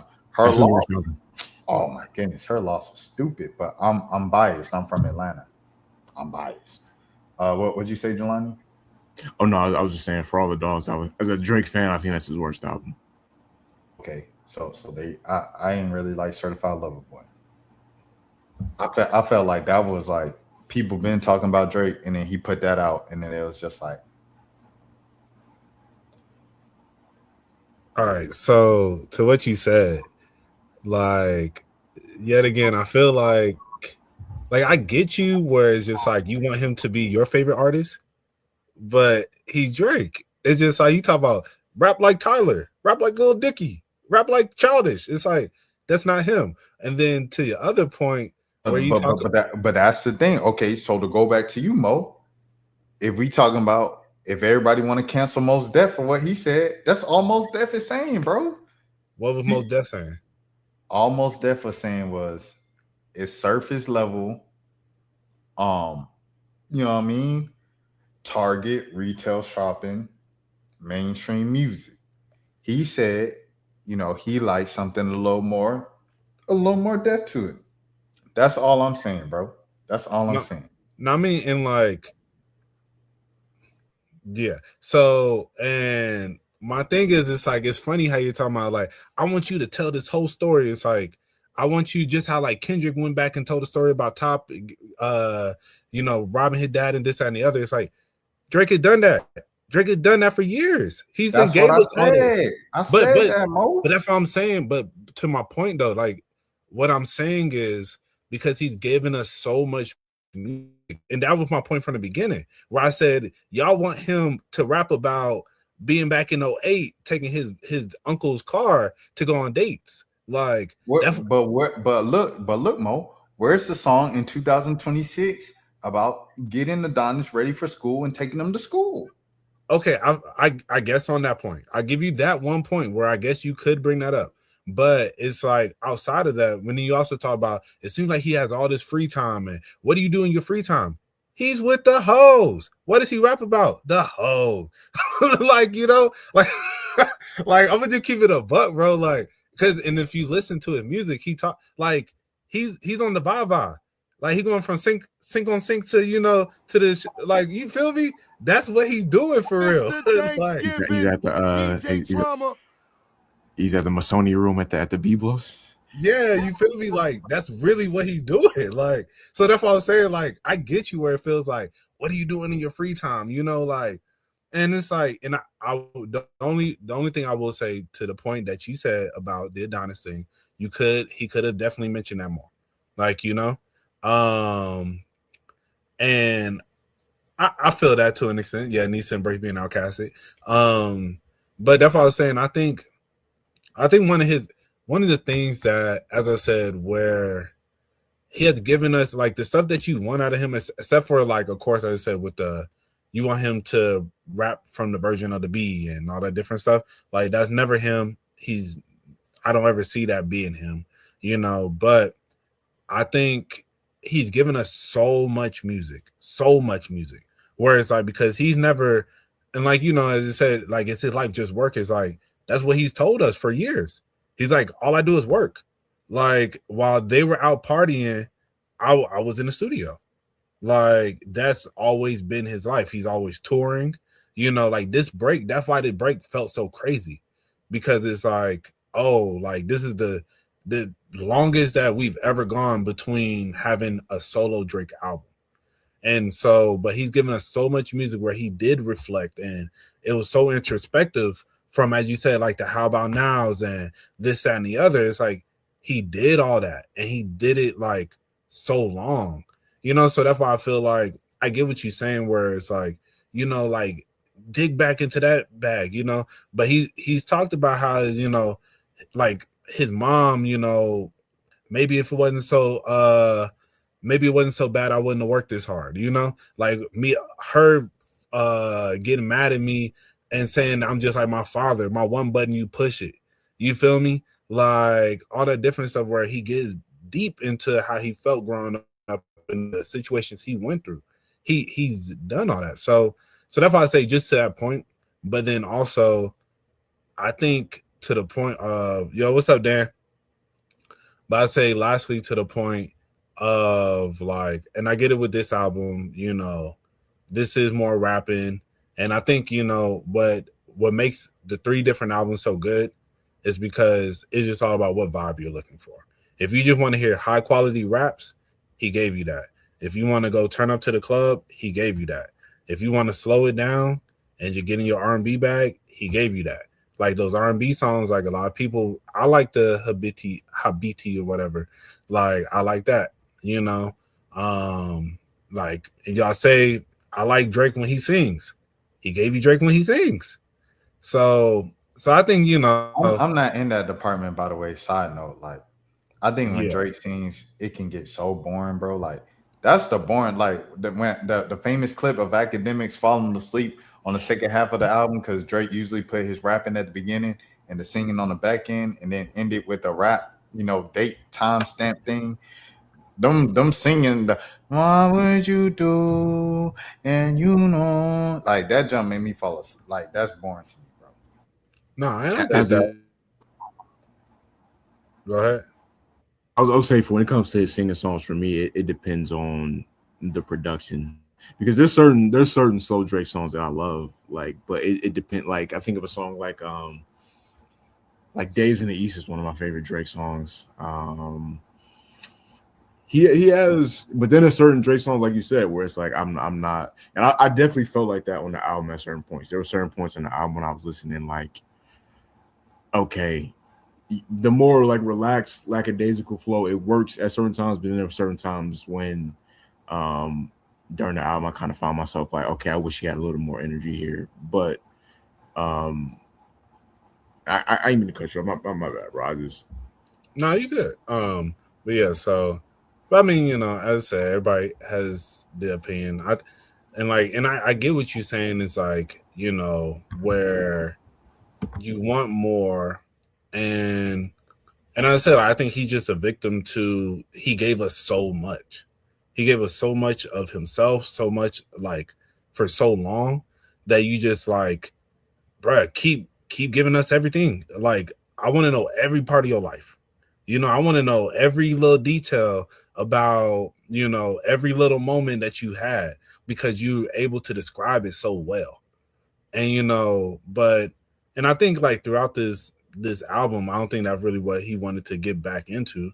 Like, I think there's points where he kind of talks about that, but it's just like what he's going through right now is like a lot of people hating on him. A lot of people that he thought were his friends, they acting different on him. And his label, is holding him hostage. you know. So those are like the things that he's going through in life. So it's like I'm gonna talk about what's like really going on, you know. Scary Hours 3 was another one that I wanted to shout out, which was, the extension of For All the Dogs. Man, when that Joker came up, oh, I don't need a man. I don't listen to Drake. I go on the link tree and you sucking on can what the like that was crazy. That was hard. That's what I want. If you asking what I want from Drake, that's what I want from Drake. And the reason why I want that from Drake, that storytelling, that type of, what I mean, take me through the story, Paul, everything like that. The reason why I want that from Drake is because Drake has the ability to do it. Drake has the ability to rap like that. And that's what I like from Drake. So it's like, if you have that ability and you one of the top dogs, I want you to rap like one of the top dogs. Like that's all I'm asking. That's all I'm asking. You know what I'm saying? Like, and Mo said you felt like he was rapping like that. I felt like at parts of the album, especially at the beginning, he was. And then it was kind of like after a while. And then if you want to say he's giving us so much music, then dang Drake, give us 10 tracks in. You talk about you don't want to give us 10 tracks because you want to hit all the bases for all the fans. Give us 10 tracks on the rap album. Give us 10 tracks on, I don't know how many tracks are on the R&B and the island joints, but you know what I'm saying? Just give us 10 tracks in. So at the end of the 20, how many songs was on Iceman? 18. So at the end of the 18, you know what I'm saying? I think everything down from like 21 Savage outside okay, Too Hard for the Radio. What was a that was a how do you say it? Troll. That was a troll. But everything after 21 Savage for most of it, and What I Missed, what was a single. Like most of these kind of were just felt like filler tracks. Nah, you got to just go back and listen, bro. I'm like, just to keep it, but I think like giving it more than one listen. I think this is going off of a first night reaction where things kind of went left in the midst of it.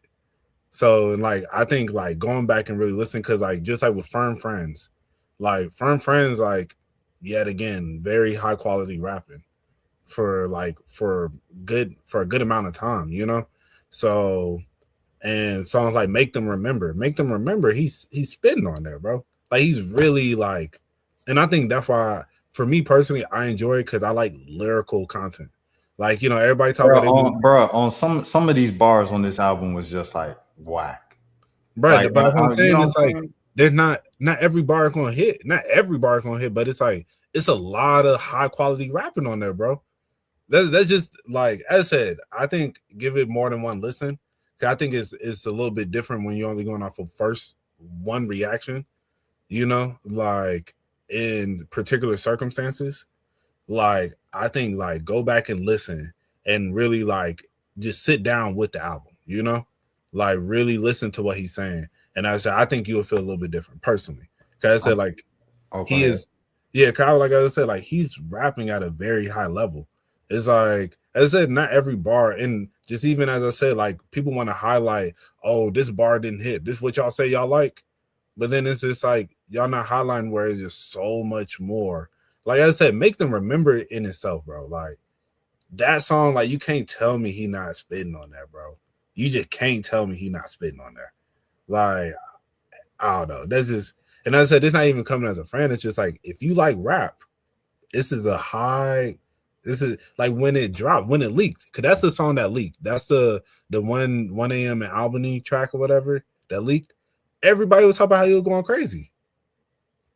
So I'm all saying, like, so that's what I'm saying. Like, realistically, like, he's spitting on there, bro. Like, he's spitting throughout this entire album, So, I mean, yeah, I don't know. But, hey, the other album, They Ride, too. It's not an island album. It's like club.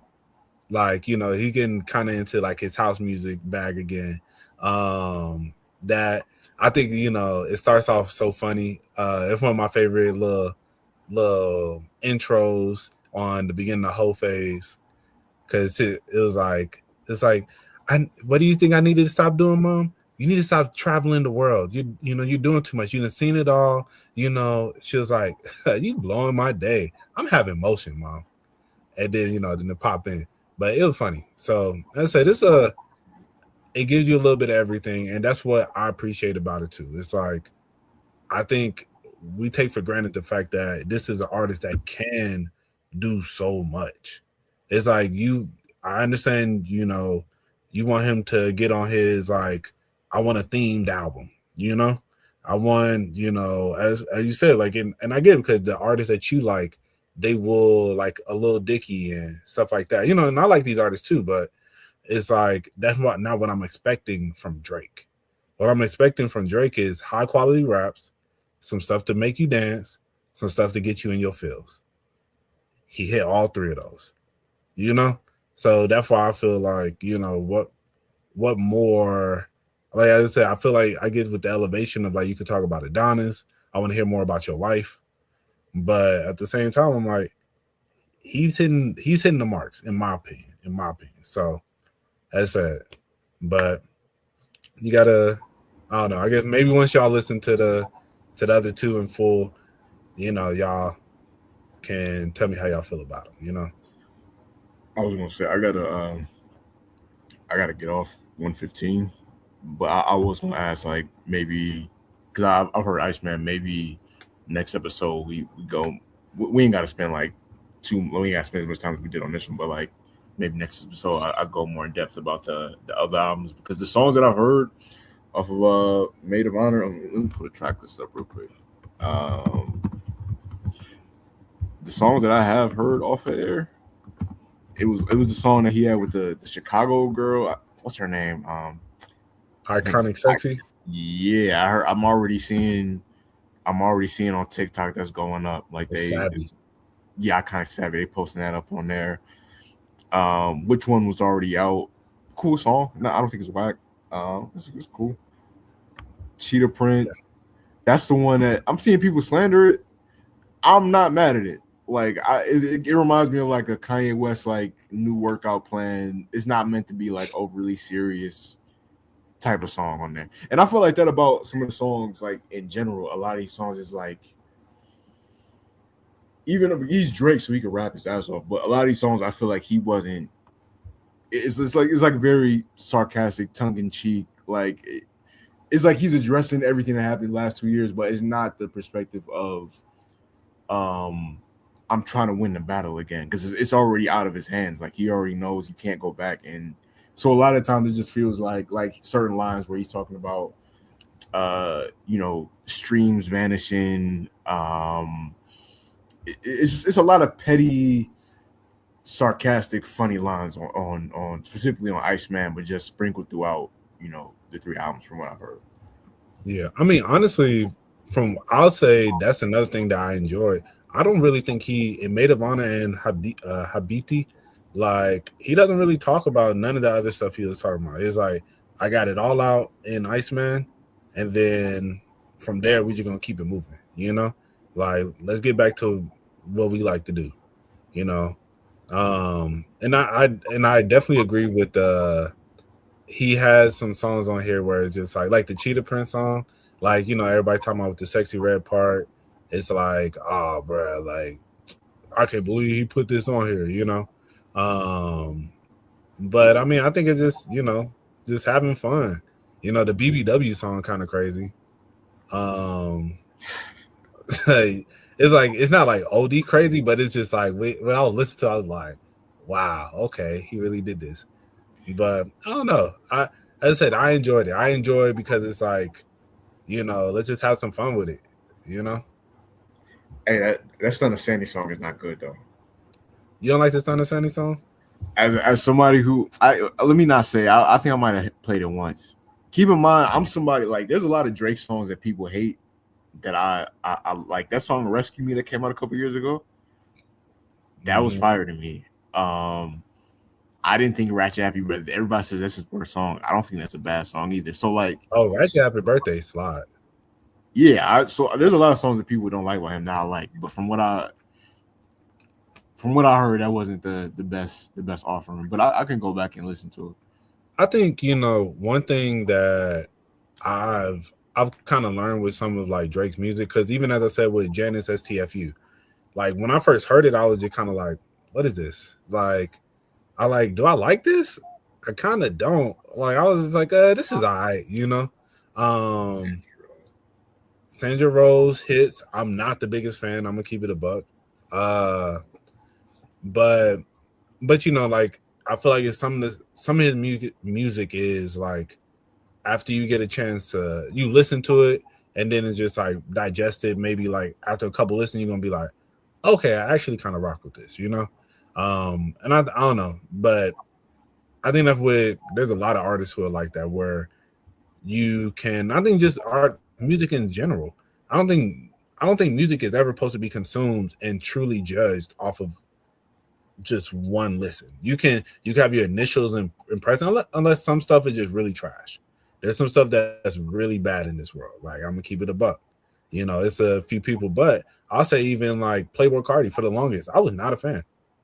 I thought all that stuff was trash. I'm gonna keep it a buck, all of it. I was like, you had me with Broke Boy, you had me with Magnolia. After that, I was just like, bruh, when he started doing the squeaky voice and all that. But then as time went on, like you listen to it more, you're like, okay, all right, I see the vision here. I get the vibes of what you got going. And now I'm understanding why people are enjoying this. So, and I think sometimes that like music in general is supposed to be consumed like where you listen, you digest it, then listen to it for different things each time. You feel me? Like I think after maybe like 3 listens, you don't rock with a song, you don't rock with a song, But that's just how I like to consume my music, I feel because sometimes you can hear something and be like, bro, what? Like, this is not it. So. And I just want to say this real quick, just to be totally honest, as a Drake fan, because Mo said it earlier, just be transparent. I'm very aware, as Drake said himself, I'm very aware, I've tweeted this out, that like peak Drake, prime Drake, like we was in high school 2009 to 2013. Like that era can't be duplicated for me, mostly because of age or what it was at the time.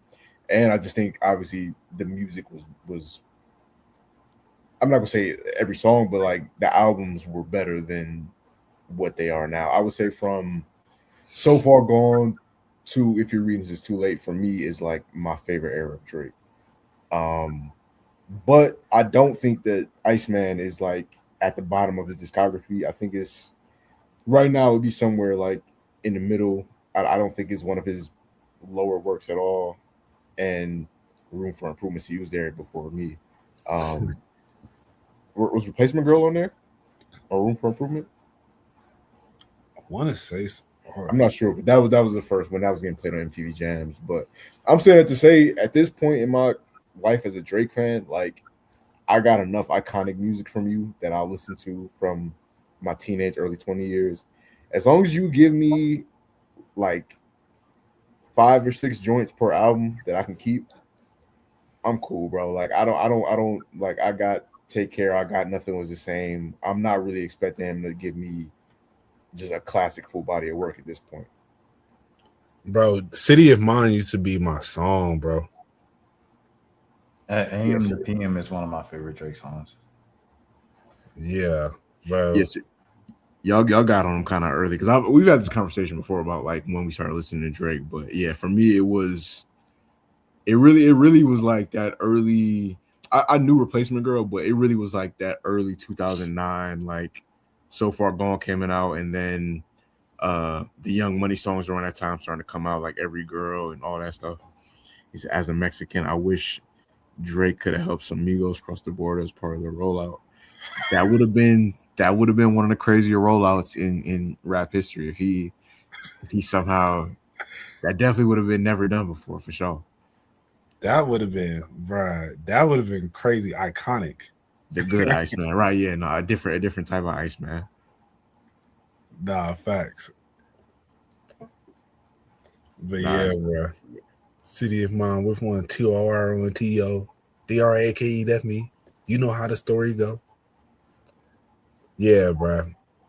As soon as I saw that, I was like, bro, they gotta send a cease and desist, bro. Yeah. Oh no. You know who need to send a cease and desist? Who? The Jackson Estate. Y'all leave Michael Jackson alone, bro. Chris Brown put out one of the worst albums of his career, doing the Thriller pose, and now leave Michael Jackson alone, bro. If anything, like Mo said, okay, all right, yeah, the solo male, most number ones, he tied with Mike right now, or one behind Mike, so like you need one more to tie and then two more to break it. But I'm like, Mike still got Jacksons and the Jackson 5, like all of those. Like he's still, what I'm saying, a few songs ahead. I'm saying all this just to say, bro, like there'll never be another Michael Jackson. Like, leave Michael Jackson alone, bro. It's cool. It's cool. Like I get everybody's aiming for the top. Like that's the entire point of like competition. But like respect Michael Jackson, bro. That's all I'm saying. Did y'all think it was? I'm not gonna say weird. Did y'all think it was kind of like? I did think it was weird that the album cover, like he had this whole rollout for like Iceman where everything was like ice themed. I know it was based off the serial killer, the Iceman. I forget his first and last name, but do you think it was weird that like he had all this like ice themed stuff, and then the album cover has nothing to do with like anything? I really like it's just Michael Jackson's glove. He had the whole like the ice structure with the release date in it and all these videos and stuff. Yeah, I mean, yeah, I was very surprised by that. This is definitely not the cover I was expecting. Yeah. I saw, I was thinking the same thing, and I saw the JBP talk about it. Like they were saying, I think he's gonna come with another album. I still think he is too. Like not like immediately, but I think in a like few months. Right? Do y'all think he's staying independent or he's gonna sign? I don't know. I mean, there's always all these speculations that, it's some Saudi company on the table right now offering him billions, I don't know. But I think, what he'll probably do, if anything, is like be in a more independent like deal. But then I expect like the Saudis, they can just do distribution for your stuff, and you still get that B. That ain't nothing to them. So I think I don't know. I'm interested to see what he does, but I think that's another reason why I feel he probably going to drop some more music later this year. Cause it's like, shoot, like I'm finna now recoup all of this or a good bit of this, or me to drop this is finna put me in the billions. Yeah, like go ahead, let's do it. Yeah, I think Drake's version of independent is not anybody else's version. Like even if he's not technically signed to a major label, he's gonna have a bunch of people surrounding him, working for him, like marketing teams, all type of stuff. So he'll still have like a heavy staff and things like that, but he might not, because Kanye technically he's not on a major label right now either. He's on it's called like Alamo or something like that. Yeah, I was literally just about to mention that. I'm like Kanye's independent, and it feels different. Like, you know what I'm saying? Like when he drops and stuff like that, it does feel a bit different. I mean, in my opinion. But yeah. I get what to an extent. Yeah, I feel like part of that is his doing too, because he, Yeah, 100%. he was wild. But overall, yeah, it's not the same as when I definitely think, because what's the song he has with Travis? Preacher Man. I think that song, and I think the other one, All the Love. I think those would be way bigger songs right now if he was on a major label. Facts. Yeah, I mean he caught Carnival independent, but that was kind of it. Like I think that's why he celebrated Carnival so much, because he punched through like cancel culture and being independent. But like all the albums with Ty Dolla $ign, Bully, like the hype was there behind Bully, and then it dropped. And I don't know. It was just weird. It's just weird. Nothing Was the Same versus This Is Insane. Nothing Was the Same is his best body of work. That's his to me personally, that's his best album. Like I ran that back. I listened to because I when I first listened to the album, I'll be honest. First listen, it was like a 5 out of 10 for me. I was kind of disappointed. And then second listen, it went up to like I'll say like a 6.5 out of 10 for me right now. And I need to listen to it again front to back to see where I have it at. Because certain songs are starting to grow on me, but yeah, I got Nothing Was the Same number 1. Right now, if I had to rank, and we're not gonna do a full Drake album ranking, but right now, this would probably be somewhere. I'd probably have this somewhere on the same level as like Certified Lover Boy and Thank Me Later.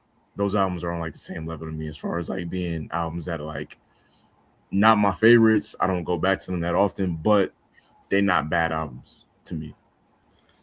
Thank Me Later is number 5 for me. Number 5. Yeah, because like I think Take Care, Nothing Was the Same, If You're Reading This Is Too Late, and Her Loss are all better than that. Then from there I'll put in Thank Me Later. Yeah, the top 3 for me is definitely Nothing Was the Same. I had Take Care over Nothing Was the Same for a long time, but as I've gotten older, Nothing Was the Same is definitely a better album to me than Take Care. Yeah, I got Nothing Was the Same number 1, Take Care number 2, If You're Reading This Is Too Late number 3. I'm way higher on More Life than a lot of people. Like I played More Life. I listened to that the other day too. More Life. Her Loss was from what I heard, Her Loss was fire. Yeah, Her Loss was fire. You said from what I heard, you ain't listen? I've been in a weird relationship with Drake's music the last 3 years, bro. I'm not gonna lie, man. Like, bro, you ain't listened to all of Her Loss? Not front to back, no. I've probably heard the songs that I've heard. He's rapping his ass off. Like he's going like super duper crazy. Like her loss was like no skips, bro. I ain't gonna hold you, bro. I'm telling you, if someone like I ain't realized how much I was like, dang, I guess I never really like fully probably y'all naming these albums. I'm like, that one was in. That one was I was like, maybe, like Mo was saying, Drake just not my, saying full speed, you know what I mean? But Her Loss from top to bottom, that was no skips for me. All right, let me. But I'm biased. I'm from Atlanta. You know what I'm saying? Like I'm from Metro Atlanta. I'll say that. I'm from Metro Atlanta. So it's an Atlanta album. I just went back to Mr. Morale and the Big Steppers today, so I need to be fair and go back to Her Loss as well. This was your first time listening to Mr. Morale?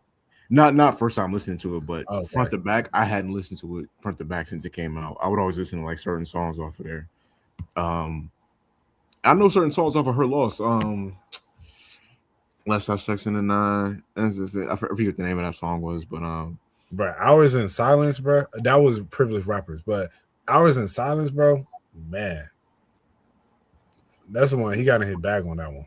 What's the other one? It's called like Middle of the Ocean, I think. Yeah, Middle of the Ocean. Yeah. I need to go back to that. With the Lotto flow. Say it again. I said with the Lotto flow.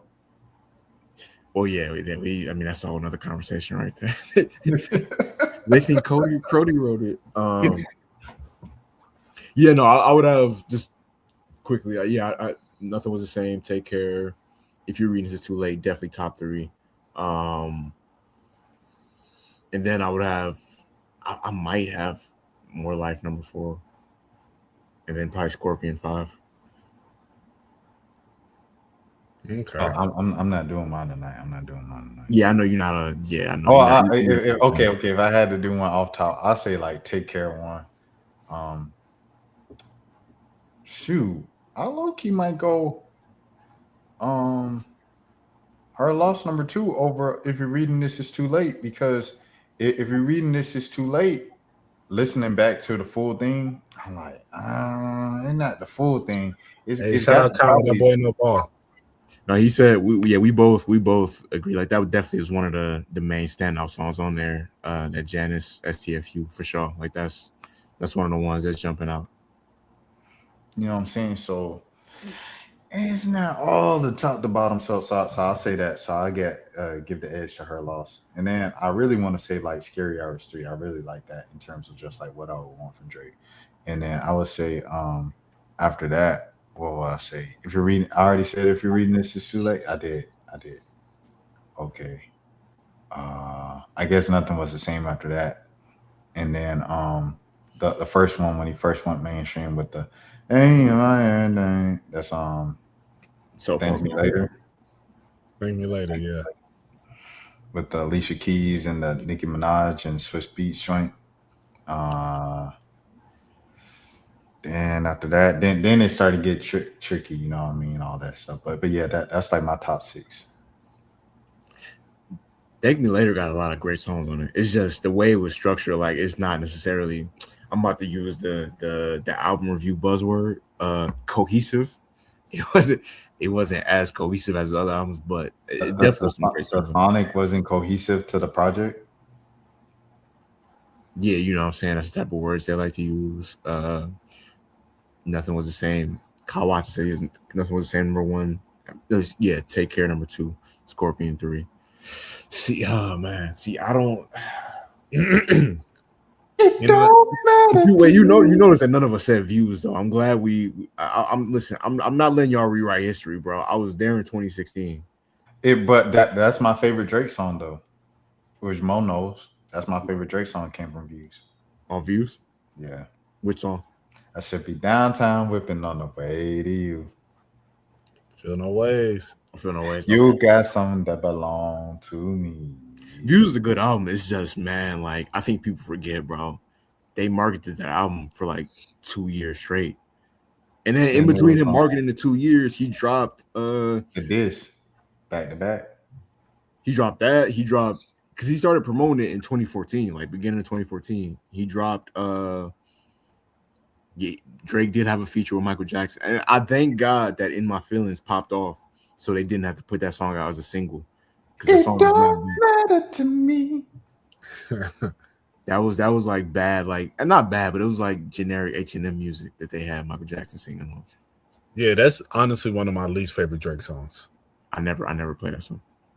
Yeah, like I because honestly, when I heard it, I was just like, I like Brad. Like, I don't know. I'm not with putting people who aren't here music on your stuff. You know, like it'd be different if y'all was working on this and then it's like, oh, we never got around to dropping it. You know, it's like, would Michael have been this feature if he was alive? There's a good chance that's a no. It's a throwaway track. Why would he want a throwaway track out? Period. Facts. That was the other thing. I was just like, bro, this not even like Michael best stuff, you know? Like, you should have just sampled Michael, you feel me? Like, not getting the real, like, the actual vocals from him, but I guess, you know, it's like, if you can, you know, why not? Michael Jackson only had one posthumous song that I played, and we talked about it on here before. The song with Justin Timberlake. Oh, that one. Oh, but that's only up there with Michael Jackson. That's Michael Jackson level. That's the only posthumous Michael Jackson song that I had that on rotation summer 2014. He said, I feel like the Iceman videos were better than the song. The videos have been crazy from what I've seen. A lot of people said that. Like, I think I need to watch the full, if they have a replay of the full stream to where I don't get cut up. I don't know if they have to replay the stream. When that happened. Because I didn't want to spoil the album. Right, it's so funny. So, like, you know, Jelani, you saw I texted in the group. So, like, as soon as I saw, because, you know, of course, I watched the stream. And I was watching the stream, and I'm watching it. I'm like, bro, this is so hard. Like, he has, like, the visuals, you know, and I'm rocking with the songs. And then at the end, how he debuted it, like, that he was about to drop 3 albums. He was like, I made this so I can make this and this. And I was just like, what? Bro, I called Rashad immediately. I was like, bro, because, you know, I know we finna react to the album. I was like, but, you know, he was on the phone. I was just like, Brad, 3 albums dropping tonight. I don't know. I guess we'll figure out which one we're gonna do. But yeah, I ain't gonna lie. Like, that was a dope moment. Just watching it in real time and everything. I was like, oh my gosh. Well, that was the reason why I was rushing at the end, where we did less stops at the end. Because I was low-key going to just try to see how far we could get. Right. Nah, facts. Yeah, that was crazy. I wish we could have definitely got through the whole thing, man. But hey, say cheese, man. Mark your days. Hey, Kick, if y'all so lenient on everything, if y'all allow copyrighted full album reactions, I'll do a Kick exclude, even though y'all like kind of promote racism. You know what? Never mind. I ain't selling my soul. What about Rumble though? Rumble, I feel like but whoever allows you to do that copyright music stuff, I love an app like that, something like that. Yo, Rashad, how does Lost in Vegas get to do their reviews? I don't know how anybody gets to do their reviews, to be honest, bro. I don't know how anybody gets to do that. I've been seeing like they going song by song. Like, but I think also another part of it is like it'd be there'll be like videos, you know what I'm saying? Not live. Like I don't think anybody can live stream because Zias and B-Lou, like they the biggest, you know what I'm saying, in the black space, and they got shut down. So it's like I think if Lost in Vegas went live, they would shut it down. But Lost in Vegas, since they do videos, they probably have had times where they uploaded it and then YouTube blocked it, and they had to like tweak a couple of little things, you know what I'm saying, to get it up. True. No, that makes sense. Yeah, it's crazy. I had no clue who they were until that J. Cole interview. Yeah, me neither. Like I thought that was legit. Y'all saw how I sent it to y'all. I thought that was really his cousin. Right. I didn't know it was just a joke. I found him during the I don't watch their stuff that often, but I found him during the Kendrick Drake beef. That was one of the main people that was react. Oh yeah, just to tie a bone in. Do y'all think he was I think Drake? Do you think he took any shots at Cole on there, or was it just like him acknowledging? No, I think so. Because if Maul say so, bro, like Maul and Academics, like Drake made it apparent through this rollout. They know what anything pertaining to Drake, they know what he mean when he says stuff because Drake probably told him straight up. Well, I mean, like I feel like he addressed it pretty clearly with the line of him talking about how like because of our history, I still got love for you, but you know, just like pretty much you never called me back, like because I don't know the exact on what song it is, but yeah, he was like because of our history, I got love for you, but because you never called me back, it's just like I'll never forgive you. After Big 3, it was too many chefs in the kitchen. Yeah, right. I remember. Yeah. But and that goes into what I was saying with like, you know, like when we had that discussion, kind of like that is kind of like, especially if the man reached out to you, or like I think in the midst of that, like you could have. I have no problem. I was just gonna say I have no problem with that. I have no problem with that. I have no problem with him taking a shot at LeBron. Like I have no problem with all of these responses. I just ain't like how it was like took up so much of the dang project. But you know, like you said, it was 2 other projects where he's not talking about it at all. So you know what I'm saying? It is what it is. We move. Yeah, no, facts. That I'll just say, like, man, cause you know, Cole, I'm like, Brad, like, you know, that's one, you know, I told you that's my favorite rapper, you know. Like, Cole been outed as a sucker this entire time, from the apology to now. Cause it's like you can apologize and say like keep the track up. You deleted the track and said it's the wackest thing I ever did. When this ain't the first time you done diss somebody in a rap, you know what I'm saying? Like, and then the interviews of just like, oh yeah, for my peace and sanity and And the internet got us all tweaked out. And I was like, here's my one question, because he ain't, you know what I'm saying? After the desk, he ain't gonna know, you know what I'm saying? Here's my one question to follow up when you talking about the internet. Was the internet so bad when it helped you as a blog era rapper and it worked mostly to your benefit? Was the internet all evil then? Or is it just evil because it turned its back on you? That, you know what I'm saying? That's all I want to know. You know what I'm saying? Because it's the same internet. You rapped about the haters on the internet. And then, you know, I don't like that, bro. Me personally, I don't like that. I appreciate him going to the people and doing the interviews and stuff like that. But like, I ain't like that. I just feel like he been moving on like a sucker, bro. Like, and you know what I mean? I'm respectfully as you can say that, but Cole just ain't been moving as an honorable man. And like, it's even worse when you're not moving as an honorable man and you trying to act like know what I'm saying, the victim, like, oh, I ain't even doing nothing. I ain't even doing, bro. You doing the most out of all three, to be honest, because at least Kendrick and Drake can stand on their hate. That's all I'm saying, bro. Like, it's just whack to me, bro. Yeah, no, Iceman is a villain album. Yeah, it definitely is. I would say a villainous album, but not Iceman, no, Mr. Not More Nice Man. Go ahead, Jelani. but not in like an aggressive way. Like I definitely feel like I'm not mad at. First off, I already knew. We said this before. Like I don't know what nobody was expecting him to. Oh yeah, absolutely shot the camera on in that interview. Yeah, no, I don't know what people were expecting, bro. Like I don't know what y'all thought he was going to address on this album. Like for the last 2 years, that like you said, that's been his life. Like there was no way that he wasn't going to address everybody that took a shot at him. And I just like I do overall. I like the way he went about it. Is it my favorite Drake album? No, but is it my least favorite Drake album? No. And from a rapping standpoint, I do think just lyrically, this is one of his better performances on a rap album. No, facts. Yeah. And as I said, to the point about real quick, the point about Cole, as you said, like he has the stuff he's been doing has been real. So I don't even want to, I don't even want to go that far and say he's a sucker. You feel me? Because it's like it hurts my heart to say that. You feel me? Like Cole been like the definition of the real, like So it's like I want to still, as a fan, I guess, find some way to be like, all right, maybe there's a reason for this, and it's like X, Y, and Z, but everything he said in them interviews is just like, and then as I said, just the fact of just being like, you talking about you going on these interviews, so like, that would have pissed me off. I'm not even gonna lie. You going on these interviews talking about, I mean, everything good, still good on my end. Hey, look, look. That man Joe Budden said, all right, Cole literally, he obviously has a problem with the phone. he had a problem with, because Cameron called him out on it. Now Drake calling him out on it. He's obviously bad with the phone. And I'm like, oh yeah, that was spot on for sure. But I think, at the end of the day, all these people are human. All these people are just men like we're men.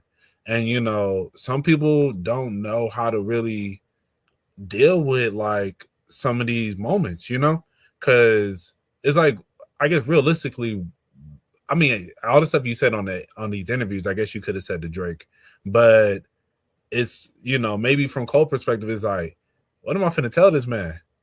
It's like what you really did just on the phone, bro. Like, yeah, like, as a man, you know what I'm saying? Like, it's like breaking up with a girl, cheating on a girl, like. You broke her heart, everything, right? What can I say to you to make the situation better? You can't say anything. But like, you got to be a man and at least face the person, talk to them. You can't just never speak to them again once they found out you cheated. You got to say something. You're a man. I mean, that's just the way it goes. And that's what you would expect out of, people, but then as I said, there's a lot of people who they, that's tough for them. And it's like, it's really like, do I really want to deal with all this? Because, at the end of the day, I'll say last thing is like, at the end of the day, it ain't really going to affect your life like that. If you never talk to Drake ever again, it's okay. Like you got your family, you married. It's like, I got my fan base. Like, I appreciate you taking me on tour. This was lit. We went up, we did our big one, but it's like, me having to have this uncomfortable conversation and trying to mend things and all that different stuff. It's like, as he said, I want to protect my peace. I'm at peace with what I did, So to him, that may be how he feels. It's like, hey, I don't even want to have to do all that. Y'all, you got it, bro. Hey, Wale, Big Sean, I need one of y'all to give me the song where y'all saying, and this one takes the cakes, but what? Then this one takes the cake, but what happens when the real really gets exposed as fake? I need that bar from one of y'all, like, coming up, because y'all the ones that's gonna have to say it to Cole, bro. You might have to start ghostwriting. Man, come on now. Hey, speaking of, I ain't gonna lie. Hey, we really want to take it back to where the sucking stuff might have started. That whole Wale situation. When he talking about, I told him, like, how I felt next day. This man dropped the whole song. Like I think we all kind of overlooked it. That's all I'm saying with the whole Cole. Like I'm not even bro. You've been doing it your whole career. We were there. Wait, hold on. Our boy said Logic the realest in the game. Oh, I don't know any beefs that lot. I mean, I think he beefed with like Jordan Lucas, and then they did a song. Like that's the only beef I remember. And then he was beefing with Joe Budden a little bit. I don't know any. I respect Logic for standing on his square. Like listen. I know I look like a white man, but I have a black father. I'm getting that word off. I like when Logic went independent and just stayed, independent and underground and facts. Because he like I'm gonna tour with G-Eazy in 2026. I don't care what anybody has to say about me. I like this life better than when everybody was ridiculing me after I put out 1-800. I respect it. Right. Yeah, he could have if he wanted to. He could have stayed super famous and went like he low-key could have did what like Jelly Roll did if he wanted to. That's something just completely crossed over. But nah, I respect that. Shout out Logic. But yeah, Mo, that whole thing, bro, because he did that about 2-3 times. There were major viral moments in his career, and he's just acting like he's never done like this was the first time he's ever done it against Kendrick. And he's like, man, I feel so bad, bro. Like, it's like, bro, just stand on. That's how you felt in the moment. Because even on the song, you're saying, you're my brother. I don't want to have to do it to you, but I'm going to do it. Like, you know what I'm saying? Like, right. Ain't no one took that as you hated Kendrick, But anyways, we got to get out of here. We went 13 minutes over when Jelani said. Oh, it's all good, bro. We had already. It was already. I just wanted to get off really before like 2 a.m. But we good now. We got 2 hours, so we sure.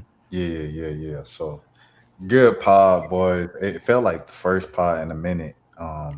Even though we just podded last week. I don't know what is. Does that mean like I just like care about y'all? Pause. No, it has technically been 2 weeks. You ain't gotta say pause to caring about 2 people who know since teenager. Well, you know him way longer than me, but since you know me since a teenager, I've known for 20 years. I was just gonna say, yeah, y'all. That sound crazy. That sound crazy. Probably nah, because 2006 was spring, so the fall semester of 6th grade is 2005. Yeah, so I've known Mo for 21 years. Dang, that make it sound old. Bruh. I've known y'all I met Rashad. I think I met Rashad senior year. Yeah, but we kind of was cool like junior year with basketball. Yeah, I think we like loosely know. I'm trying to remember exactly because I want to say I met Mo first, but I'm trying to remember. Yeah. You definitely met Mo first. Where we met each other. It was probably like just a joint of showing up to the student section type deal, and like over time we just became cool like that for real. And Twitter, because I don't know if we had any class. I know I used to see you a lot. You didn't have no classes until senior year. No. I'm saying I used to see Mo at Chef Pratt's. I used to see him in the classroom a lot, but he was in the program before I was though. So like we wasn't on the same. Like he was more advanced with the chefing than I was. Bro, saying Chef Pratt is like mad local. No, that's how you know we've been on. We got all these people from around the world listening to us talk about Drake, and then we like, Chef Pratt, and we doing B block. I see you switch the background up. You feeling icy? Bro, I didn't think about it till now. Cause I had like a little blue light on, but then I was like, bro, I should have did a background. Yo, I was gonna comment on. I was gonna say like, bro, you look like you in the movie like Moonlight right now with the lighting. Yeah, I didn't know if it was on purpose that she was doing it. Yeah, I put a little blue light on. Okay. No, I noticed it. I just didn't know if it was on purpose. Freeze the world. But yeah, bro. Now that you think, it's funny, Jelani. Now that you say that, I think that's probably where we did become friends in culinary. I used to always go to when I was in culinary 2, I used to go to the culinary 1 class all the time. So I could see us probably like linking there too. Cause I don't think we had any actual classes together. I don't think we did, and I don't even remember. I think the first time I remember ever hanging out with you I promise you, we about to get off here after this. I was about to say, shout out all our listeners in the UK. Yeah. Oh, we have people in the UK. Listen, for the people in the UK, look up Marietta High School in Marietta, Georgia. That's where we're from. Yeah, real quick. I remember us going to like a talent show together, like, or me meeting you at a talent show. This is like 2011 maybe, but yeah. Anyway, I think that was the one I saw. I'll never forget. There's a particular WNBA player that we went to school with, and like she had transferred by this point, but she had came back for the talent show. Yeah, we're gonna have to help up after this. So I remember she was like right in front of me in line, and Shorty was so tall. I remember it was just like that thing was like right there in my face. in your face. All right, y'all. Hey, man. Hey, great pod, fellas, man. Let the people know where they can find you on social media, bro. You can find our official TikTok, the 1 a.m. pod on TikTok, and then the 1 a.m. podcast on Instagram. Yes, sir. Yeah. You can find me at Rubberband Mo on TikTok. You can find me at RBMO __ on IG, and you can find me on X. Bruh, I'm gonna tell you why I was late this time.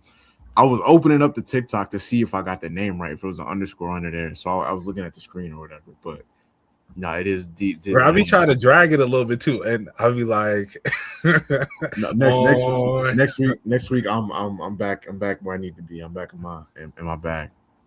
Bad, we in there. But yeah, you find me at on X at Monos _. Find me on all streaming platforms at RBMO. Listen to Till It Get I have my song Till It Gets Old on my tape In Between Time. I got a single out, Don't At Me. Yeah, so as I said, show love. If you rocking with it, let me know. Go ahead and just shoot me a little DM or something, you feel me? But yeah, other than that, we out. Yeah. We got 1 follower on TikTok. If we can get to 5 followers by next pod, y'all going. If you got little cousins, little whoever you got that's on TikTok, follow the TikTok right now. Shouts out Lame Secute and Paxful as well. Yes, sir. We got 300. We got nearly 400 views on this video on 2 videos, and we only 102 likes. Okay, we got 700 views on this video. Yeah, Jelani, I didn't know you were doing it like this.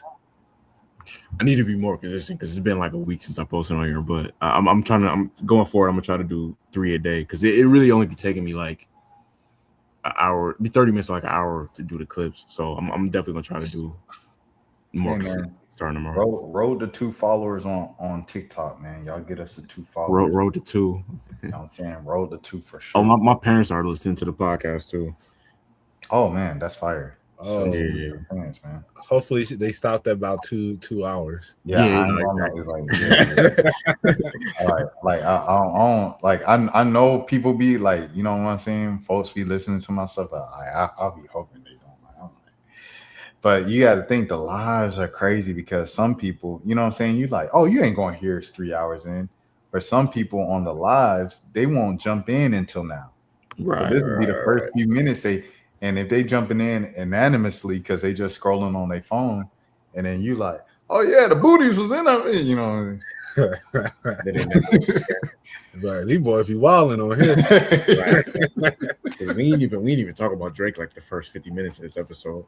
Yeah. I think that was a good topic though, Oh yeah, for sure. Yeah, for sure. But all right, young boys and gals, we shall see you next week on 1 a.m. pod. Shouts out to the chat. Shouts out to Kyle Walton, Lane Secute and Paxful, Dan for stopping by, showing love for a little bit. Who else showed love today? Max, 5-star. Shout out 5-star. My brother Aaron Ladd, aka TV Man. Shouts out to King Philip as well, showing love, man. We'll see y'all boy next week and gals. Yo, real quick, I ain't Go know ahead. where Jelani was finna go. He was like, yeah, you know, it looked like you was in Moonlight. Oh. No, see, I ain't mean it like that. It's the way the poster looks like. Yeah. No, definitely not that. All right, y'all. All right, y'all. Peace. Peace. Now, throw your motherfucking hands. Get 'em high.